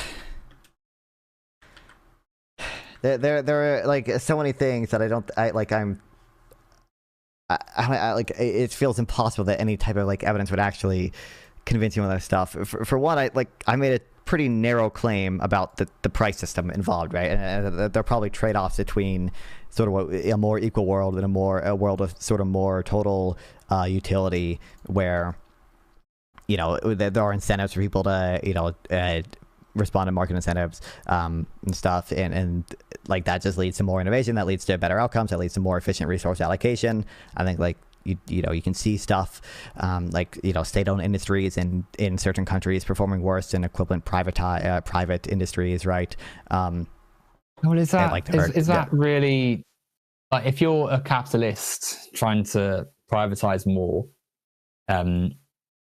I wouldn't necessarily say a direct comparison between those two things is necessarily going to prove privatization is better or prove that capitalistic models. And I would also say that the state institutions are also on markets and also share elements of capitalistic policies and such. I think that we're also not quite what I'm advocating. It's also, like, for me, the state being in charge of some institution isn't really what I'm saying is the solution. I'm trying to think about things in terms of the wider network of capitalism. The social factors which produce people having to get on a mine to produce our computers, or people in the sweatshops and stuff in the Southeast Asian countries and things like that. And people in Western countries that are food insecure and relying on government programs that are getting shut down and defunded and such, which is happening, I will stress. This isn't something we have to live with. This is an inequality we don't have to have as part of our world. We could change this if we all organize together, right? Like, it's not good enough. This is surely true. There is something inside you which sees this as revolting, right? Like the idea that because it does for me. Like, for me, people being held at gunpoint in the Congo is bad. I agree. I don't think that's a substantial criticism to the stuff I've actually said. Okay, well, then what is like intuition pumping to the worst example is something I wouldn't even consider really to be like strictly capitalist. I don't think people being held at gunpoint and forced to mine or whatever is actually like a strictly capitalist system or whatever. And I will say the same thing about like social systems. Like, I don't think Cambodia was like I don't think it's fair to criticize socialism, on the basis of Cambodia specifically, like having some super bad systems, or Stalin doing some super bad things. The Soviet Union also wasn't socialist. So these. Oh my god. Has there ever been a socialist country, bro? But can there be a socialist country? The whole point is works of the world, Nonfon. The whole point is that we're overcoming things like nationalism. So there can't be a socialist country at all. We have to have a worldwide socialist revolution. Okay, cool, incredible. I mean, you can say things like it shows that we're not quite engaging with what a socialist leaning person would say, right? Like, if we're trying to, why do we have nationalisms and nations and such? These things stem ultimately from projects of capital, the idea that we can organize ourselves into little enclaves to the benefit of certain people within these things. Okay, I just want to refill this on the actual narrow claim. Okay, do you agree that just conceptually there are probably cases where like there's a trade-off between having some type of price mechanism that might price people out and having some type of like overall utility being increased in terms of the potential incentives for people to work, in terms of the potential incentives for people to innovate, the potential incentives for people to invest? Like, do you think if we just had like having a 100% capital gains tax like might make the world more equal? But do you agree that also plausibly would reduce the amount of investment that people are doing? No, I completely disagree. I think right now we're squandering so much. Potential of people because of the fact that only some people can access. No. That's why. What is the evidence that having a 100% capital gains tax would not reduce investment into whatever is being, taxed? The capital gains investment, whatever that is ultimately going to apply to. I think that's a fair question to ask me, because right now we're in a world in which society is organized through capital, and through this needing significant money to be able to instigate an idea, such, right? Like, of course you need the money, and of course said money is going to be owned by certain people, so you need said people. But that's a byproduct of the organization of the capitalist system, which concentrates power into none of this is substantive. Wait, just to be clear, okay. Sorry? Well, really, it's not substantive. It's an answer to your question. I'm asking a very narrow question, and now we're like you're shifting to like, well, we live in a capitalist world where everything is shaped by capital. No, because it's part of the answer. You did not answer it substantially. Is that a little bit? Like, genuinely, I don't think we're quite on the same. That's really bad, isn't it? Like, I don't believe in things like what am I saying? Okay. I don't think we're coming at this from the same angle. Like, you say, oh, give me a narrow, like, I've got to ask you a narrow question, but the answers that we're trying to find aren't constrained by such questions. I feel like we need to be thinking, connected more to issues more than just the example you gave, because it does naturally expand beyond more than just, like a maths question, right? Like, it's not as though we're in a computer and we can plug in values for X and Y and just have an instant answer. The social world is more complex than this. And so, to try and think back to your question, we're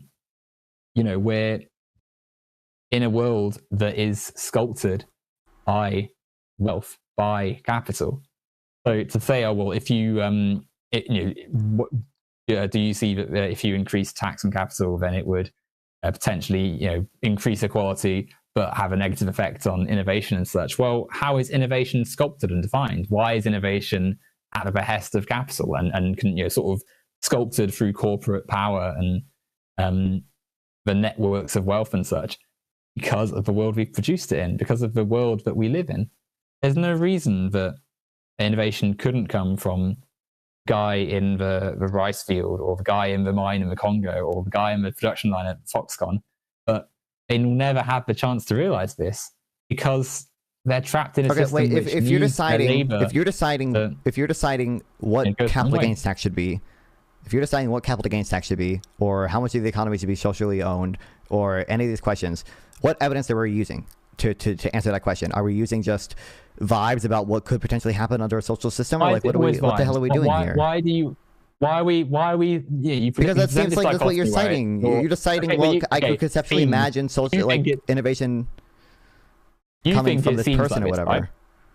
You think it seems like this, and clearly you've read quite a lot of economics. I'm being too channel. I'm being too channel with my words. You are doing this. You're not citing any evidence of me. All you're doing is constantly shifting to like some broader vibes-based picture of stuff. You can't just call it vibes because it's not in an economy paper. I've cited plenty of things. You're not citing... The things I've cited have plenty of stats attached to them. Obviously, it's not as though I've just wandered onto the stream and... Sorry? I don't even know how much actual like causal inference stats it has attached to it. I don't even think it has that much in it, bro. Right. There's plenty in the papers I've cited. The fact that you said earlier, oh, well, we don't need to... What, sorry? I said I'm sure. Also, by the way, I'm not even... It's not like it's I'm dismissing all the economy papers. I'm saying that the way that the data is represented, you fill in faces and such. What I'm saying is, the way these papers are representing the social world is losing vast parts of the information. It's losing. You don't know how they're representing the social world. You admit you don't know what PCE is. You don't know how they're calculating hedonic adjustments. You don't know how they're how they change the basket of goods over time. Like, you don't even know what they're doing. What do you mean? What's this? These are words, right?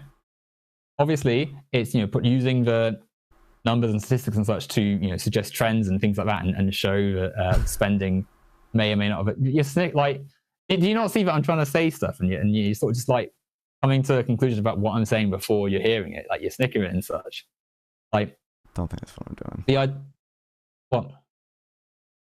I don't think I like when I'm snickering or something is because like what like you're just doing the same thing repeatedly. In what same thing? Okay. Do it either like you don't substantially respond to my like questions and you shift to like some just like incredibly broad sort of, I would say, vibes based analysis. You would say vibe based analysis. But a lot of In this what seems to way? be in the way that In you're what not way? actually like you're not presenting any evidence. You haven't even told me what type of evidence we should really be considering in a lot of these cases. You're simply giving me like some like broad argument of like, well, sort of more broadly philosophically, like there's no reason innovation couldn't come from a student in a rice farm, or when you do this analysis, you're missing some vibe, some fact on the ground. I'm going to say, see, is that something you don't agree with? Is that something that is an issue for you? Someone don't agree that they're missing much. Oh, that someone hypothetically, yeah, I agree. I agree. Someone in a rice field could innovate, and I'm sure there are plenty of examples historically. People from rice fields doing innovation. I also think all else equal, if you reduce as the CEO, if given the same resources, so like. All else equal, probably, but I would guess that CEOs are probably disproportionately like smarter people on average, and therefore, like in the real world, they probably would have some. Based on they had the resources to be able to gain the education and such they've had, and be able to operate in a business world, but not inherently. So are we assuming these people? So it's a question, or if we assume two people are like just of equal intelligence and are of equal skill already, like would they have the same? You can measure it properly. Intelligence is a very subjective and multi faceted thing. But you recognize we have measures of intelligence that will correlate with like the number of patents you have, right? Like that is something that we can see some correlation between. The audio cut out. Say that again, please. You recognize like there are measures of intelligence we have, even if you want to call them perfect, that will probably correlate with how many patents someone gets, or what level of job they're in. It's not going to be perfect correlation or anything. They're socially mediated. They come through the social world. They're also objective to the sort of person that's designing the test. And whilst of course they are useful in some contexts, they don't mean someone is inherently smarter than someone else, and certainly don't mean that the CEO who's had the formal education and such isn't massively benefiting from environmental differences in their upbringing and such, which make them smarter and more able to innovate potentially than someone in the rice field. I agree with that. And well, then there we go. There's no reason someone in the rice field couldn't. Well, no. So I agree the CEO is benefiting from environmental factors. That is certainly true. There's also probably some aspect of it that is genetic. I don't know how big that effect is, to be fair. But genetic. God. I mean, we learn. Like plausibly, some amount of intelligence is going to be genetic, right? But I don't know how big that effect is. I've never looked into it. But that's most likely the case that some patterns, some things, in the sense of someone's, you inherit you like some sort of eyesight thing, and it's like it makes it harder to recognize patterns and such, right? Like it's obviously there's some elements of things, but something like intelligence is such a broad word and exists in so many different ways. It's not just like, oh, you got an A on this paper, therefore you're more intelligent than someone who got a B. Like it's something which exists in so many different contexts that to say, oh, well, this person is genetically more intelligent than someone else, I think is not something we should do. And I'm not saying that you're necessarily saying this, but clearly when we rely on tests and we sort of lean into, oh, well, these people are more innovative, therefore they are more suited to the upper positions and therefore should be a million times richer than someone else. Lends itself so to I don't think I'm making a claim that strong. So where to start it was simply. I don't think you are. No. I'm saying that what can be. No, because so I don't actually believe like in the deservedness of any like income you get even from your own innovations necessarily, because like I do, fundamentally, like I'm a utilitarian. I care about what's better for everyone overall. That's not always going to align with sort of some moral claim that we think you might have to some innovation or whatever. And I don't believe a lot of those moral claims hold because I essentially a determinist. I don't believe in I don't believe in free will of the type that would actually grant you like any that type of moral claim. I think it is all down to genetics and environment that you don't really control. But regardless, I do still think that there's going to be trade-offs involved in in these things, and taxing and reducing the after-tax return to investment and probably getting less investment. And I think there are more efficient ways that you can, tax stuff that can avoid those problems and still raise a lot of money that you could even redistribute to have relatively expansive welfare programs. But I think those trade-offs exist. And I also think it's probably the case that CEOs are disproportionately the type of people who are likely to have a higher capacity for innovation. Now, maybe that's because of the underlying social factors, but like if the hypothetical is we take a person who's a CEO right now and a random person off the street who's more likely to be innovative, I'd probably say the CEO. If the hypothetical is, let's just assume two people are essentially the same, one of them happens to be the CEO, one of them happens to be someone in the rice field, I would say they probably have an equal chance of being innovative in that case.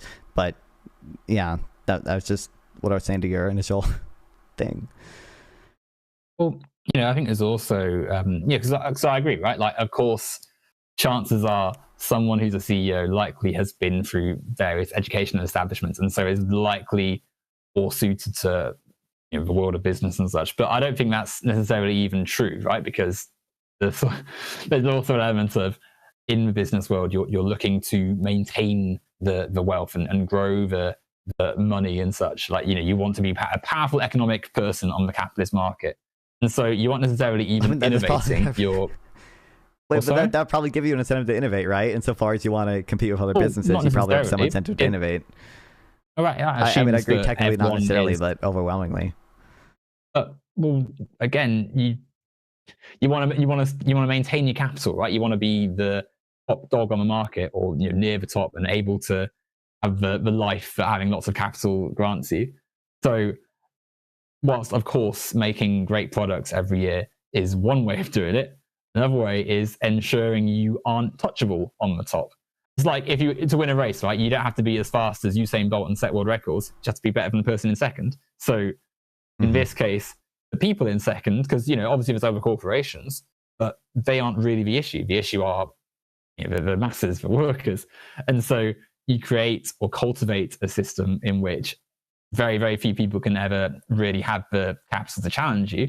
And the people whose labor you need to be able to generate your wealth and such are in a sort of relatively fixed position. So say, the CEO of a corporation. There are other firms that have the capital to challenge you, right? Yeah, of course, but they aren't really the ones that you're as concerned about, right? Because like say with tech companies, right? There's lots of tech companies, but they largely have the same-ish profiles, and they all rely on massive labor networks across the world, which are heavily exploited and paid nowhere near the same as those on top, because the market forces allow, So I don't see how that's not related to your point.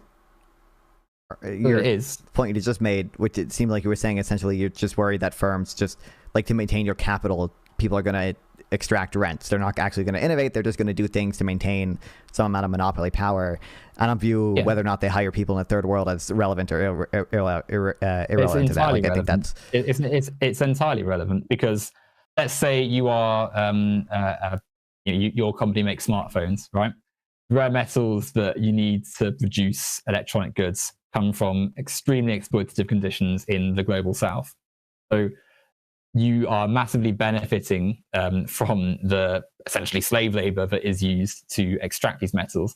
If one day these workers said, actually, let's change this, and obviously we're able to overthrow the militias and stuff that are maintaining these mines, and said, actually, we would like a fair price. Before we talk about the workers, just before we talk about, I just want to focus on the fact that you recognize other firms can challenge the status of one firm as as the dominant player in the market or whatever, right? Like Apple has an incentive to innovate because Samsung is also doing innovation, right? Like, if you want to maintain your status as a company or whatever, you don't only extract rents, you also have to have some degree of innovation. And we probably disagree on the amount of rent extraction that's happening. I don't think it's particularly high. I don't think there's evidence of that, but certainly they are doing a lot of innovation because other firms compete with them. There's not evidence of what? Sorry. I don't believe there's evidence in sort of markets broadly in the U.S. becoming like substantially less competitive, and firms innovating a lot less because of that. it's competitive for, you know, the like billion tiers and such, but, you know, people right at the top.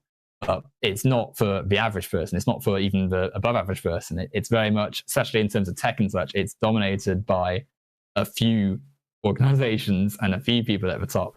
And be able to access that market. Is the claim there that because there are so few people at the top, like they're extracting rents, they're not actually innovating, or is the claim there simply that I can't hear what people lack extracting rents, economic rents, unearned rents, unearned payments, basically. Yeah. You know, so these, you know, we were talking about innovation and such, and why you don't necessarily have to innovate. These corporations are in competition, but it's, you know, it's like a closed league, isn't it? There's no, even if one of them blows up entirely, you know, there's still, you know, the people at the top are still in control of enough wealth to be able to be fine, right? And they aren't under any threat from the people they rely on. If you're the owner of a firm or a stakeholder in a firm, you can over me again. If you're because none of this is. But not because now you know what I'm going to say if you talk before I finish a sentence. I know that the route you're going down is not actually addressing the point I'm concerned about right now. You got telepathic powers? I'm fairly confident what you're saying has nothing to do with what, you know, the incentives for business owners or stakeholders of businesses to innovate because they're competing against other firms. So I just want to. I am fairly confident in that assessment because you were not. Were you going to talk about the different models of competition and how we measure concentration in markets and how those affect markups? I don't think so. So I'm just obviously. So then, that doesn't matter. Just because you don't necessarily think it's interesting, I mean, it's not something that you can just stop and such. That matters to how competitive U.S. markets are. The markets being uncompetitive is linked to what I was going to say. We're talking about why. But we're talking about different innovation. You're saying workers don't have the ability to rise up and challenge us or whatever. And stuff. No. But, to challenge the networks of capital which dominate our lives and such, and in places like the Congo and Southeast Asia lead to severe threats to human life, active slavery and such, and death and dire consequences. And the wider environmental devastation happening, which all this is connected, right? Like it's all something we should be thinking about when we're thinking about the markets and capitalism and such. It's why we want to be thinking about the fact we've handed so much power to people who I'm sure. Obviously have to. I'm not saying it's sort of Apple could just release some brick or something and sorry guys, this is it now. But they are in a market in which there aren't really any threats to their position as holders of significant power in society under the current model we have because of their inordinate wealth. So there's a. I don't even want to grant you this agreement because I don't actually think you're arriving at this conclusion through genuine reason or whatever. So there's a little bit of agreement in that I think Apple kind of has network effects and the such that that make their position very hard to challenge because people are used to having their iPhone. They have brand loyalty. They buy an iPhone because other people have iPhones and they have a walled garden that integrates everything seamlessly. So there's a narrow view where I somewhat accept that, but I don't think it's true that Apple has very little incentive to innovate because people aren't challenging them to any degree in the smartphone market or the home electronics market generally.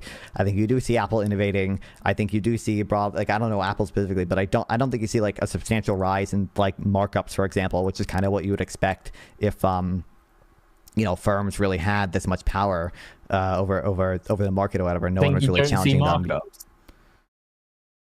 I cut you off then. I don't see good evidence that markups have substantially risen in the U.S. economy for the past 30 years. There are economists you can find that defend a more narrow version of that claim, but I don't think anything approaching what you sort of view. I mean, yes, there have been markups, and there has been. I agree. There's always been markups costs and things. Not to the extent we're seeing now. Certainly not to the level of Okay, here's absurdity the and thing. Like, you just said that. I don't believe you have And- any evidence to support that, though. So, like, what is the evidence that markups have risen substantially in the last 10, 20, 30 years, or like anything? Like, oh, the costs have gone up for all these things that we. okay, do you know what a markup is versus just the cost of a product? But, you know, where the price is artificially risen, right? Like it's slapped up. Well, it's not artificial necessarily. What do you mean it's not artificial? Of course it is. I mean, firms are expected to make a normal profit in the short run, right? You engage in business because in the short run it's profitable to do so.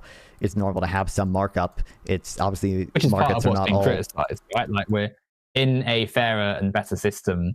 The good way of producing is something felt equitably, and it's something that everyone is able to participate in the benefits of, not some sort of person at the top siphoning their disproportionately large share and not quite the same being realized for everyone else. Certainly not the people in the Congo who had to go into the mine to make all this possible, right?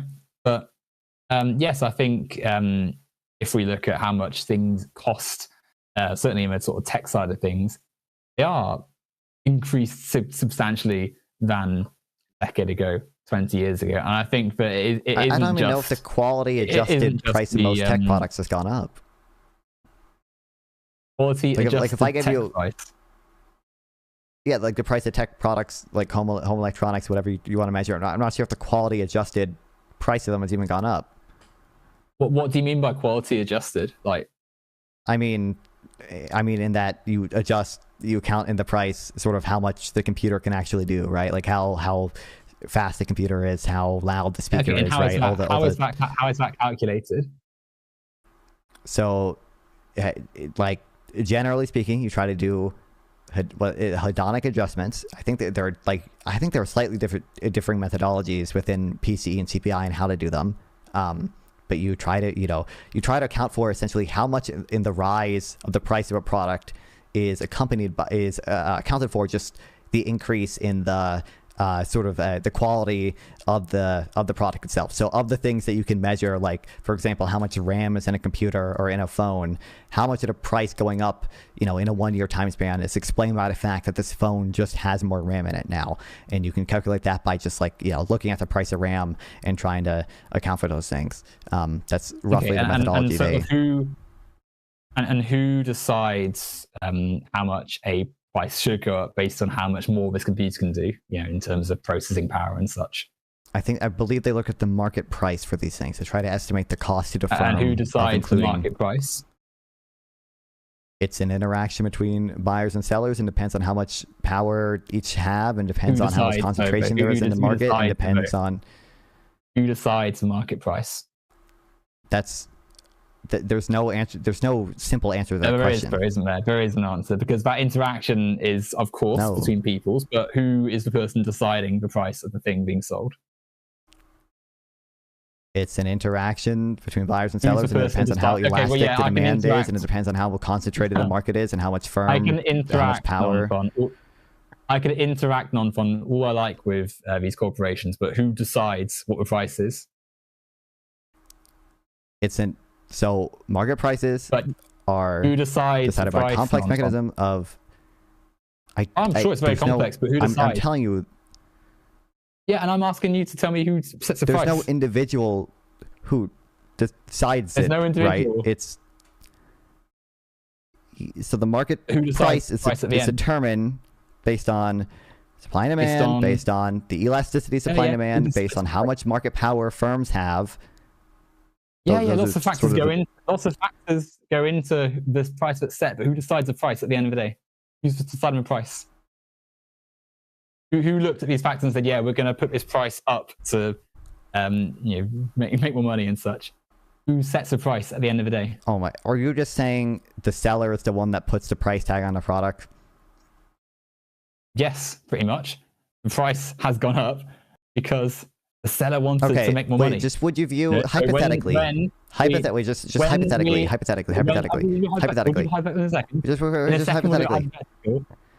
a second hypothetical, Nonfon, right? But this language we use when we're talking about all these different economic adjustments and all these different measurements and such ultimately stem back to the capitalist, the person who's setting the price in the first place. So when we're saying, oh, well, it's all adjusted and it's all accounted for, and it's a relation and such, ultimately all the power still sits with the people who own all the stuff in the first place. So yes, no, I would say absolutely. What doesn't follow? Just because the seller sometimes puts the price tag on the product doesn't mean they're the one with all the power, right? Like McDonald's cannot charge $100 for a Big Mac because Burger King sells similar products for under that price. No, but they're still happy to charge a price they know they can make a profit off because they know it consolidates their power. What determines the price they can make a profit off of? The market forces and such, which are sculpted exactly by what them. I said. It's gonna depend on the pricing power firms have. It's gonna depend on the elasticity demand from consumers. Yes, and all of those things are things they are able to influence because of their disproportionate control of the market. Not that much. Yes, that much. Because wait, just give me. There's an example. Hold on. There's an example of this you could actually say. For example, like how is it how does a firm make the elasticity demand for consumers more inelastic? How does the first? No, why don't you tell me? Wait, so you don't have an answer? So you don't even know the ways they could do that? I'm asking you to tell me. I'm just saying you're saying that you have examples and you don't even have one.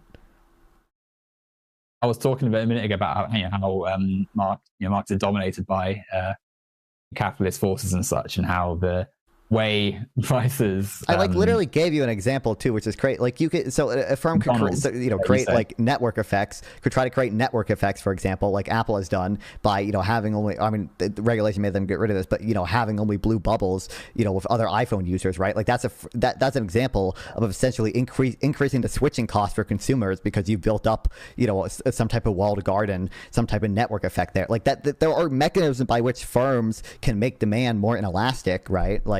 That's the thing that can happen, but you don't even understand enough to cite those. But just hypothetically, okay? This is hypothetical. If there was an economist, named something like Vernon Smith, hypothetically, and let's say in the 60s he did a lab experiments, and let's say hypothetically he tested the exact things that we're talking about right now, as in he tested if you only give when running auctions, when you only give sellers the ability to list a price, or when you only give buyers the ability to bid on things, or when you let sellers and buyers both interact with prices or whatever. Hypothetically, if he came to the conclusion that all these methods came incredibly close to the true price, and sellers did not actually have more price setting power, and when they only set the price, in fact, guess what? Sellers actually had less, but they had lower markups in the setting where they had where they were the only ones that listed the price because they were in more intense competition with other sellers. They have to reveal information first. Would that change your mind at all with regard to who sets the price on stuff? These experiments don't quite correlate to a world in which vast amounts of capital across different forms are owned by said corporations. So going back to McDonald's, sorry? Do you agree that what you said earlier... What did you say a second ago? What did you say just while I was speaking? You said something. I said, oh my God. Because it's not a answer to my... Because so five words in and you're interrupting again, basically, is what you did. Substantially engaging. No, but how? Why you're switching back to some real world thing? I just want the point right now. I'm trying to get you to I'm literally trying to answer your question, and then you jump in with some silly little comment and looking off to the side and such. How do can you agree? I mean, I'm a shadow, but do you agree that it's not the case that just because the firm is the one that lists the price that they necessarily have more power in that interaction? In fact, in some cases, because firms, if they are the ones that have to reveal information first, they can actually have lower markups in the case where only sellers are allowed to list a price. Again, sorry, I hit my hand on the desk and I didn't hear what you said. Sorry. Again, I should do that, Chomsky. Wait, okay. Can you just repeat the claim that I made about the auctions back to you? What was my point there? What was your point when? When I was telling you about these auctions and about, you know, sellers and buyers having to reveal prices first. Like what was my point there? Like, what was I trying to get you to consider? You were trying to get me to think about the fact that there's many different forces in the market which, you know, have an influence on how someone's able to mediate the market, and that, you know, a seller is obviously competing with others. You know, there's different ways in which they are having to think about how they can price something before they just say, yeah, I want to put it at this price. Now, to be honest, I've not been quite a few times you know, like just then, for instance, I didn't quite hear what was said, like when I asked you to repeat yourself and such. And every time, or quite a few times, I've tried to respond to what you've said. You know, it's that you jump in straight away, and so it sort of loses some of the track of what has been said. Okay. Now, that didn't quite match up with what you said, then I apologize. But you know, when you jump in, sometimes that's what happens. Okay? Now, if I didn't hear what you said and I've misrepeated it, then I'm happy to hear it again, and we can go from there. If that is, okay. You know, do you agree that there are lab experiments that conflict with the view you presented, which is that because sellers are the ones that put the price label on the product, that they then have some price setting power? I think that a lab experiment is very different to the wider social world. I think when we spoke about McDonald's, just real quick, would it change your mind if hypothetically people recreated this very same experiment with actual markets? Like, people have literally, they've created, like, they've studied actual farmers markets where this stuff happens. It's not the case that this is just lab experiments. No, I don't think it's quite the same as what has been, you know, said. And I also think that it's not quite as analogous with those things, right? It's not as though, you know, we're talking about you know, sort of small scale experiments. We're looking at the wider portrait of the planet. And so, as I've been trying to do a few times now, you mentioned McDonald's not being able to put a Big Mac up to $100, right? But what McDonald's have is vast networks of capital across different continents, right? They own so much land around the world. They own so many stores in countries. They know they don't necessarily need to sell food at extortionate prices because they dominate the market. They have so much power. And I would also say that they also have put their prices up. And now the stuff that you know, you could buy a few years ago is now more expensive. So I wouldn't even say that. I don't know if McDonald's markups have increased. What's it not following? I'm saying it doesn't follow that McDonald's market power or their markups have increased, right? Because they could just be increasing prices because of, like, supply side effects on their own supply chain, right? Yeah, they could be responding to a general. But they are, because they're putting that price onto their, you know, consumers, and it's all artificial anyway. It's all things which, in a fairer world, but you wouldn't agree if you need to even be put up, because it's, you know, it's something that could be. It's a markup because it's someone at the, you know, the high ups in the company and such thinking, well, we don't want to eat into our profits, so everyone else can increase the price, and they know that their competitors in the other corporations do very similar. So, you know, they, to all various extents, still have the same experience of, wealth and power and stuff. We still have the same consolidation of the market. I will say it's getting slightly late in the UK, and my voice is starting to go. Yeah. I have one friend of mine. I think you know Sample Text. He said he wants to ask one question to you before we close out. Well, so could I? The Sample Text. He was one saying slurs and stuff in the chat earlier. So I don't know if you know, I'm necessarily interested in whatever this guy's going to be potentially asking me. Go on, but what is it? Okay, sure. Yeah, okay. Sure? I guess You do not believe me. You can scroll over text and find no. where I'm it just saying. was. I'm saying I understand. I'm saying sure. I'm saying fine. Whatever. It didn't sound like it. Okay. Okay. I guess so one final thing. I don't know how much time you have exactly, but I've got a bit of time. I'm just saying that, you know, I might soon have to head off because. Okay.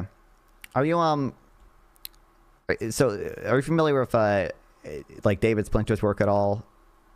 David you know Splinter? Him? No, I'm not familiar with his work. Okay. Are you familiar with okay, so I guess I would ask. Okay, so when you talk about wealth inequality in the U.S., I know you live in the UK, whatever. I guess what do you look for evidence that wealth inequality and or income inequality has like exploded in the U.S. or whatever? well, you get like stats and such, which filter their way through various social media and things like that. But the sort of papers I was citing earlier cite plenty of statistics, and these statistics come from various bodies, poverty centers and such. Like probably the same sort of ones you were using earlier, right?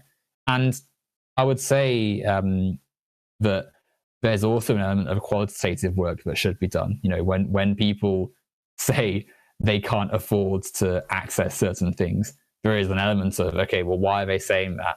And being able to look at the portrait of society that is generated from it. We're still largely using the same sorts of sources. It's how the data they produce is analyzed, I think, which perhaps is differing here. Kind of. There are different assumptions people make with regards to certain stuff, which I'll talk about in a second. For one, I think if you poll Americans on like their individual financial situation, even if you just want to look at that, most of them do rate it relatively positive. Now, I think it's typically better to look at more actual fundamental like metrics or whatever, like how, like what percent of income people are spending on food or on necessities or on gas or whatever, or like what what has the real price of food increased over time or whatever. And like those metrics are all they look pretty good for American households, even the relatively poor American households. Like I said, even not good just enough, polls in an individual financial situation. Not good enough. Not going to be good enough, like even that quality, I think. What would be good enough to you? Well, no one should have to face the inequalities that we sort of see, and no one should be in food insecurity or in a healthcare crisis and not able to pay for it. Like that's sort of, I suppose, perhaps why we seem to be at such odds, because ultimately, we both are largely saying the same statements in a lot of ways. And I obviously had some disagreement today, but we're largely sharing some elements of our analysis and such. But I would say that you don't seem to. You said yourself, right? Trade-offs, like the trade-offs of the system, are largely there, and in my mind, that's just not acceptable. And I would say to move towards a world where there's no one in situation of adversity, which is something we should aim for. No matter how difficult that journey is, we should aim to be the best as we can, right? As good as possible, and then push it further.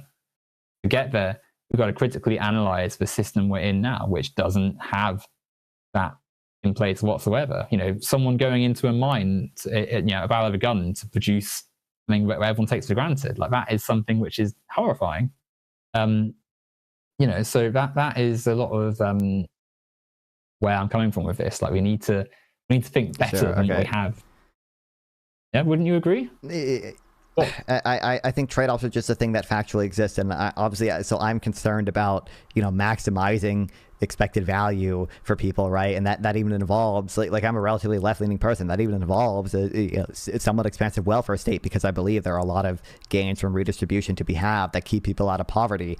I just think that they're trade-offs are things that factually exist, and we can measure them, and we have studies that look at different types of economic system, different incentives, and we have to consider these trade-offs when doing policy.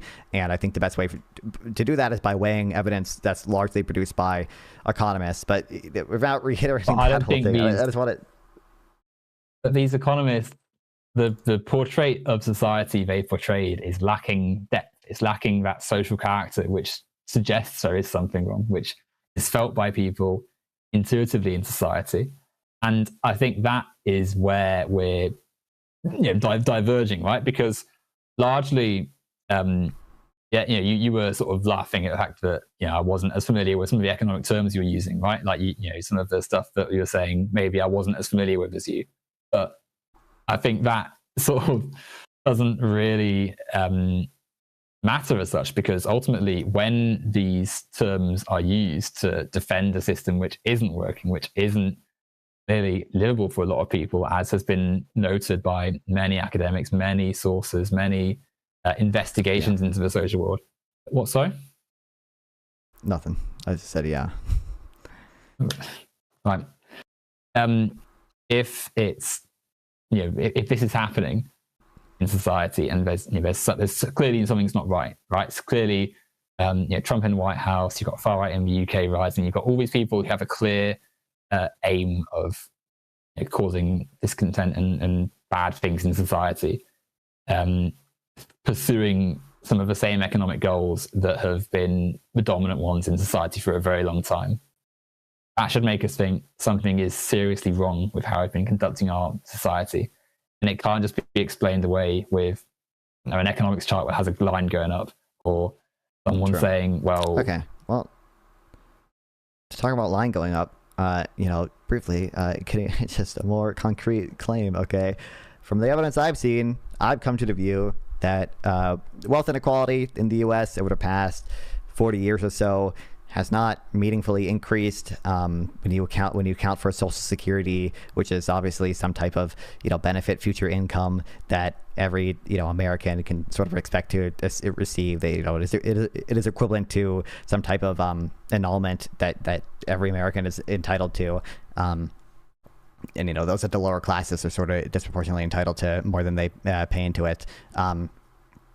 And I think income inequality, once you look at the taxes and transfers that the U.S. has, that is also not, post-tax income inequality is not really gone up much in the U.S. either. I'm primarily citing the work there's these two economists, David Splinter and Gerald Austin. I think they have some papers on it, and I don't even want to give you this because I don't actually think you're arriving at these conclusions through that much reason. There are some critiques that you can make about the assumptions they make about unreported income, but I think largely their work is pretty good. And I can send you some graphs from their work and stuff. It just seems, post-tax income inequality, because we have such a progressive tax and transfer system in the U.S., it just has not meaningfully gone up in the U.S. in the last few decades, and nor has wealth inequality when you include Social Security. I'd be very happy to read any of these papers that you've suggested and recommended in this stream and such, of course. I think that wealth inequality is, for one, even if it hadn't changed in the last 40 years, which I'll stress a bit, has got, there is clearly a wealthier body in society. But the Social Security Trust Fund has also grown significantly, right? A more politically connected group in society as well, especially in this Trump administration.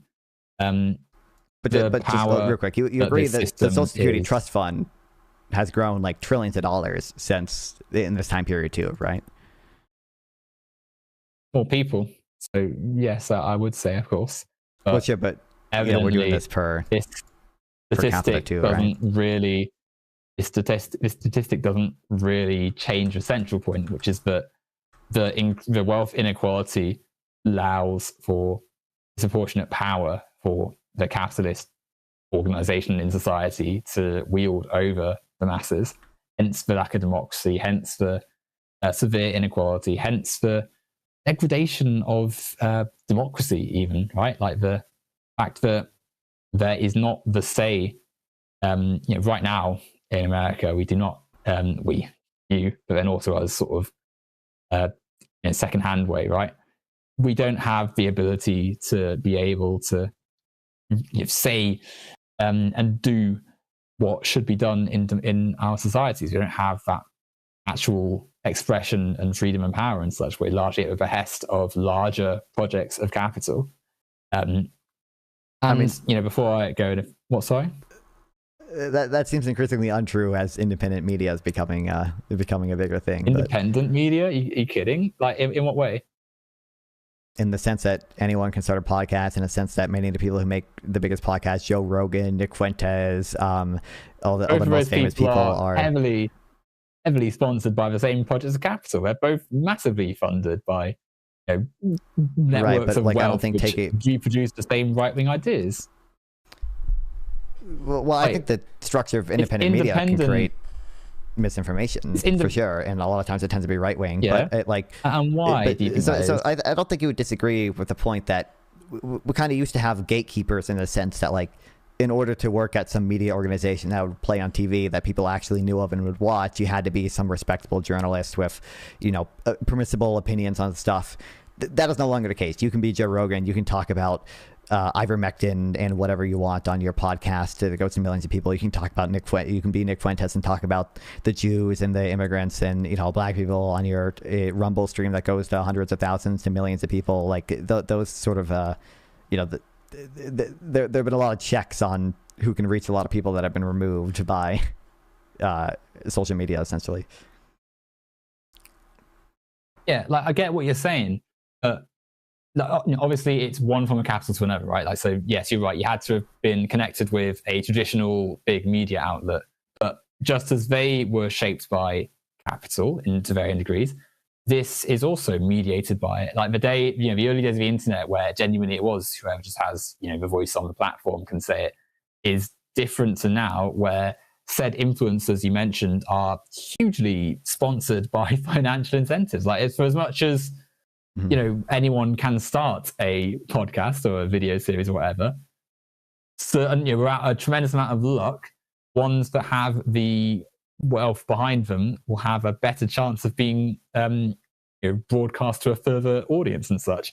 And better yet, the ones who can expand their reach into political spheres too, because if you're advocating for a worldview which supports said wealthy entities and such, they're going to think, okay, well, let's give this guy a bit of a boost. And so, lo and behold, many of the figures with this heavily right-wing worldview end up with the connections to Trump and the White House and such. And I think I'm not sure how you could test this stuff, though, is the issue, because you could imagine someone is just naturally kind of popular and they have some right-wing talking points. I'm not saying, and they and they get sponsorships as a result of that.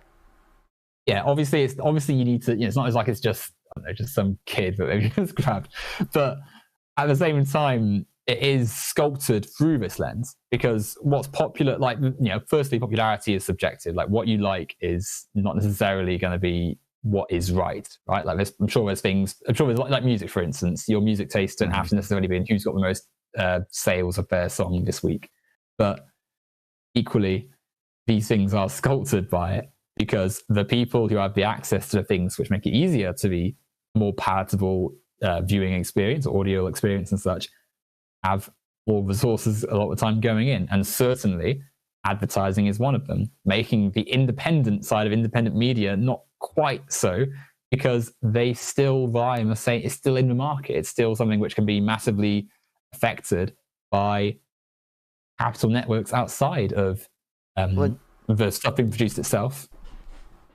Sure. So I think the disagreement there specifically is going to be a little more marginal than a lot of the disagreement we've had. I think so. The most concerning thing I have, or the biggest concern I have with wealth inequality, income inequality, is the sort of disproportionate political influence that it could lead to. I think that's typically the thing that I'm most concerned about. Now we probably have different views on the how big that effect actually is. I think certainly in the Trump administration, there's reasonable concern that is relatively big. It seems like now it is the case that you might be able to get a favor from the president if you are able to buy enough of his meme coin and sort of rub shoulders with him. But I would operate obviously in a framework where there are a lot of trade-offs between taxing people to the extent where they don't have this type of influence because they just don't have that much money, and have any of the benefits we would experience from democracy, especially because there are probably other mechanisms we can choose to limit the ability of billionaires to influence the government, although to some extent maybe those are always subject to bad actors like Trump sort of ignoring rules or changing rules or whatever. I just think that the sort of more narrow claim I made earlier is it seems to be the case that if you account for the sort of transfers people get, the fact that people get Medicaid and food stamps and cash transfer or refundable tax credits from the government, it doesn't seem that post-tax income inequality in the U.S. has gone up particularly much. And it also seems like that, if you just look at the growth of income, of real income, inflation adjusted income post-tax, that has been trending upward for all income quintiles. And in fact, a lot of the growth in the lowest income quintile is strictly from transfers. And maybe you can say that's a problem in its own right, but it seems to be the case that the government is doing a okay-ish job. I don't think it's doing it as efficiently as it could at sort of taking away from the rich and giving to the poor and making sure their income is still growing. No, I don't think that taken away from the rich. And I don't think that quite captures the. But no, I feel like for what was I like I was going to say something, then it's just in my mind. Yeah, no, I don't think the political description that's been given quite, because you're right, like the government, of course, does things to help the working class and such, and the poor and such, and people who are reliant on these programs. I don't think at any point I've said, oh yes, they've torn up everything and there's nothing whatsoever. But I think my point there is, it seems like we have an overall progressive tax and transfer system that has actually done a pretty good job at keeping incomes growing, even for the poorest people who haven't seen a significant growth in market income. It's done a job to some extent, but not enough of an extent. And at the moment now, and certainly over the last, since Reagan, basically, the effect of this has reproduced decreasing standards and poor situations for many Americans, even more so now that the more right-wing president, Trump, has taken over. I will say, I would happily continue were it not approaching the end of the day in the UK. Yeah, no worries. Of course. And whether or not you want to invite me back on or whatever is entirely up to you. But should the opportunity arise, So no worries. Yeah, no worries. I'm totally down to continue the conversation at some point. But yeah, I obviously it's late for you. It's not really late for me, but I've been my sleep schedule is a little wonky, so I might genuinely just go to bed right after this as well. But I guess I'll let you make your closing. Make sure to shout yourself out and bring up any points that you think relevant to bring up. Well, I mean, you already said my channel name and such, which is I'm sure I'll leave a comment or something, and you can click on the link to go to that. But yeah, I just think that all the sort of stuff we've said, like ultimately, the reason that we want a better world should be also hopefully that we have the shared appreciation for life, right? Like we want the best for people. And in my mind, there's something truly unalienable about the way that people in society have to live in the conditions that our capitalist world has set for it.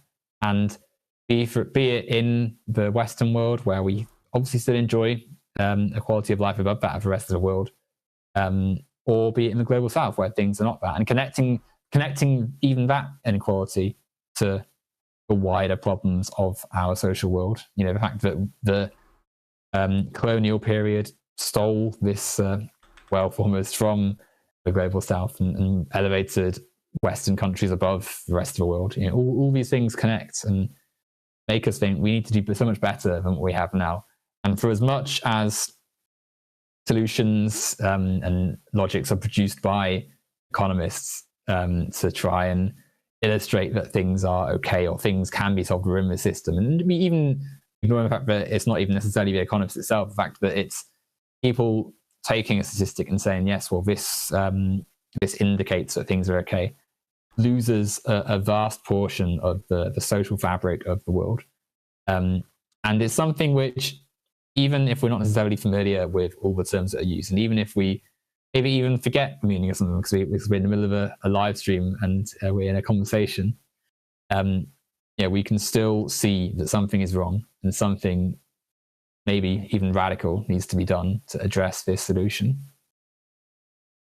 Yeah, well, I appreciate you coming on. I'm sure we'll talk again at some point.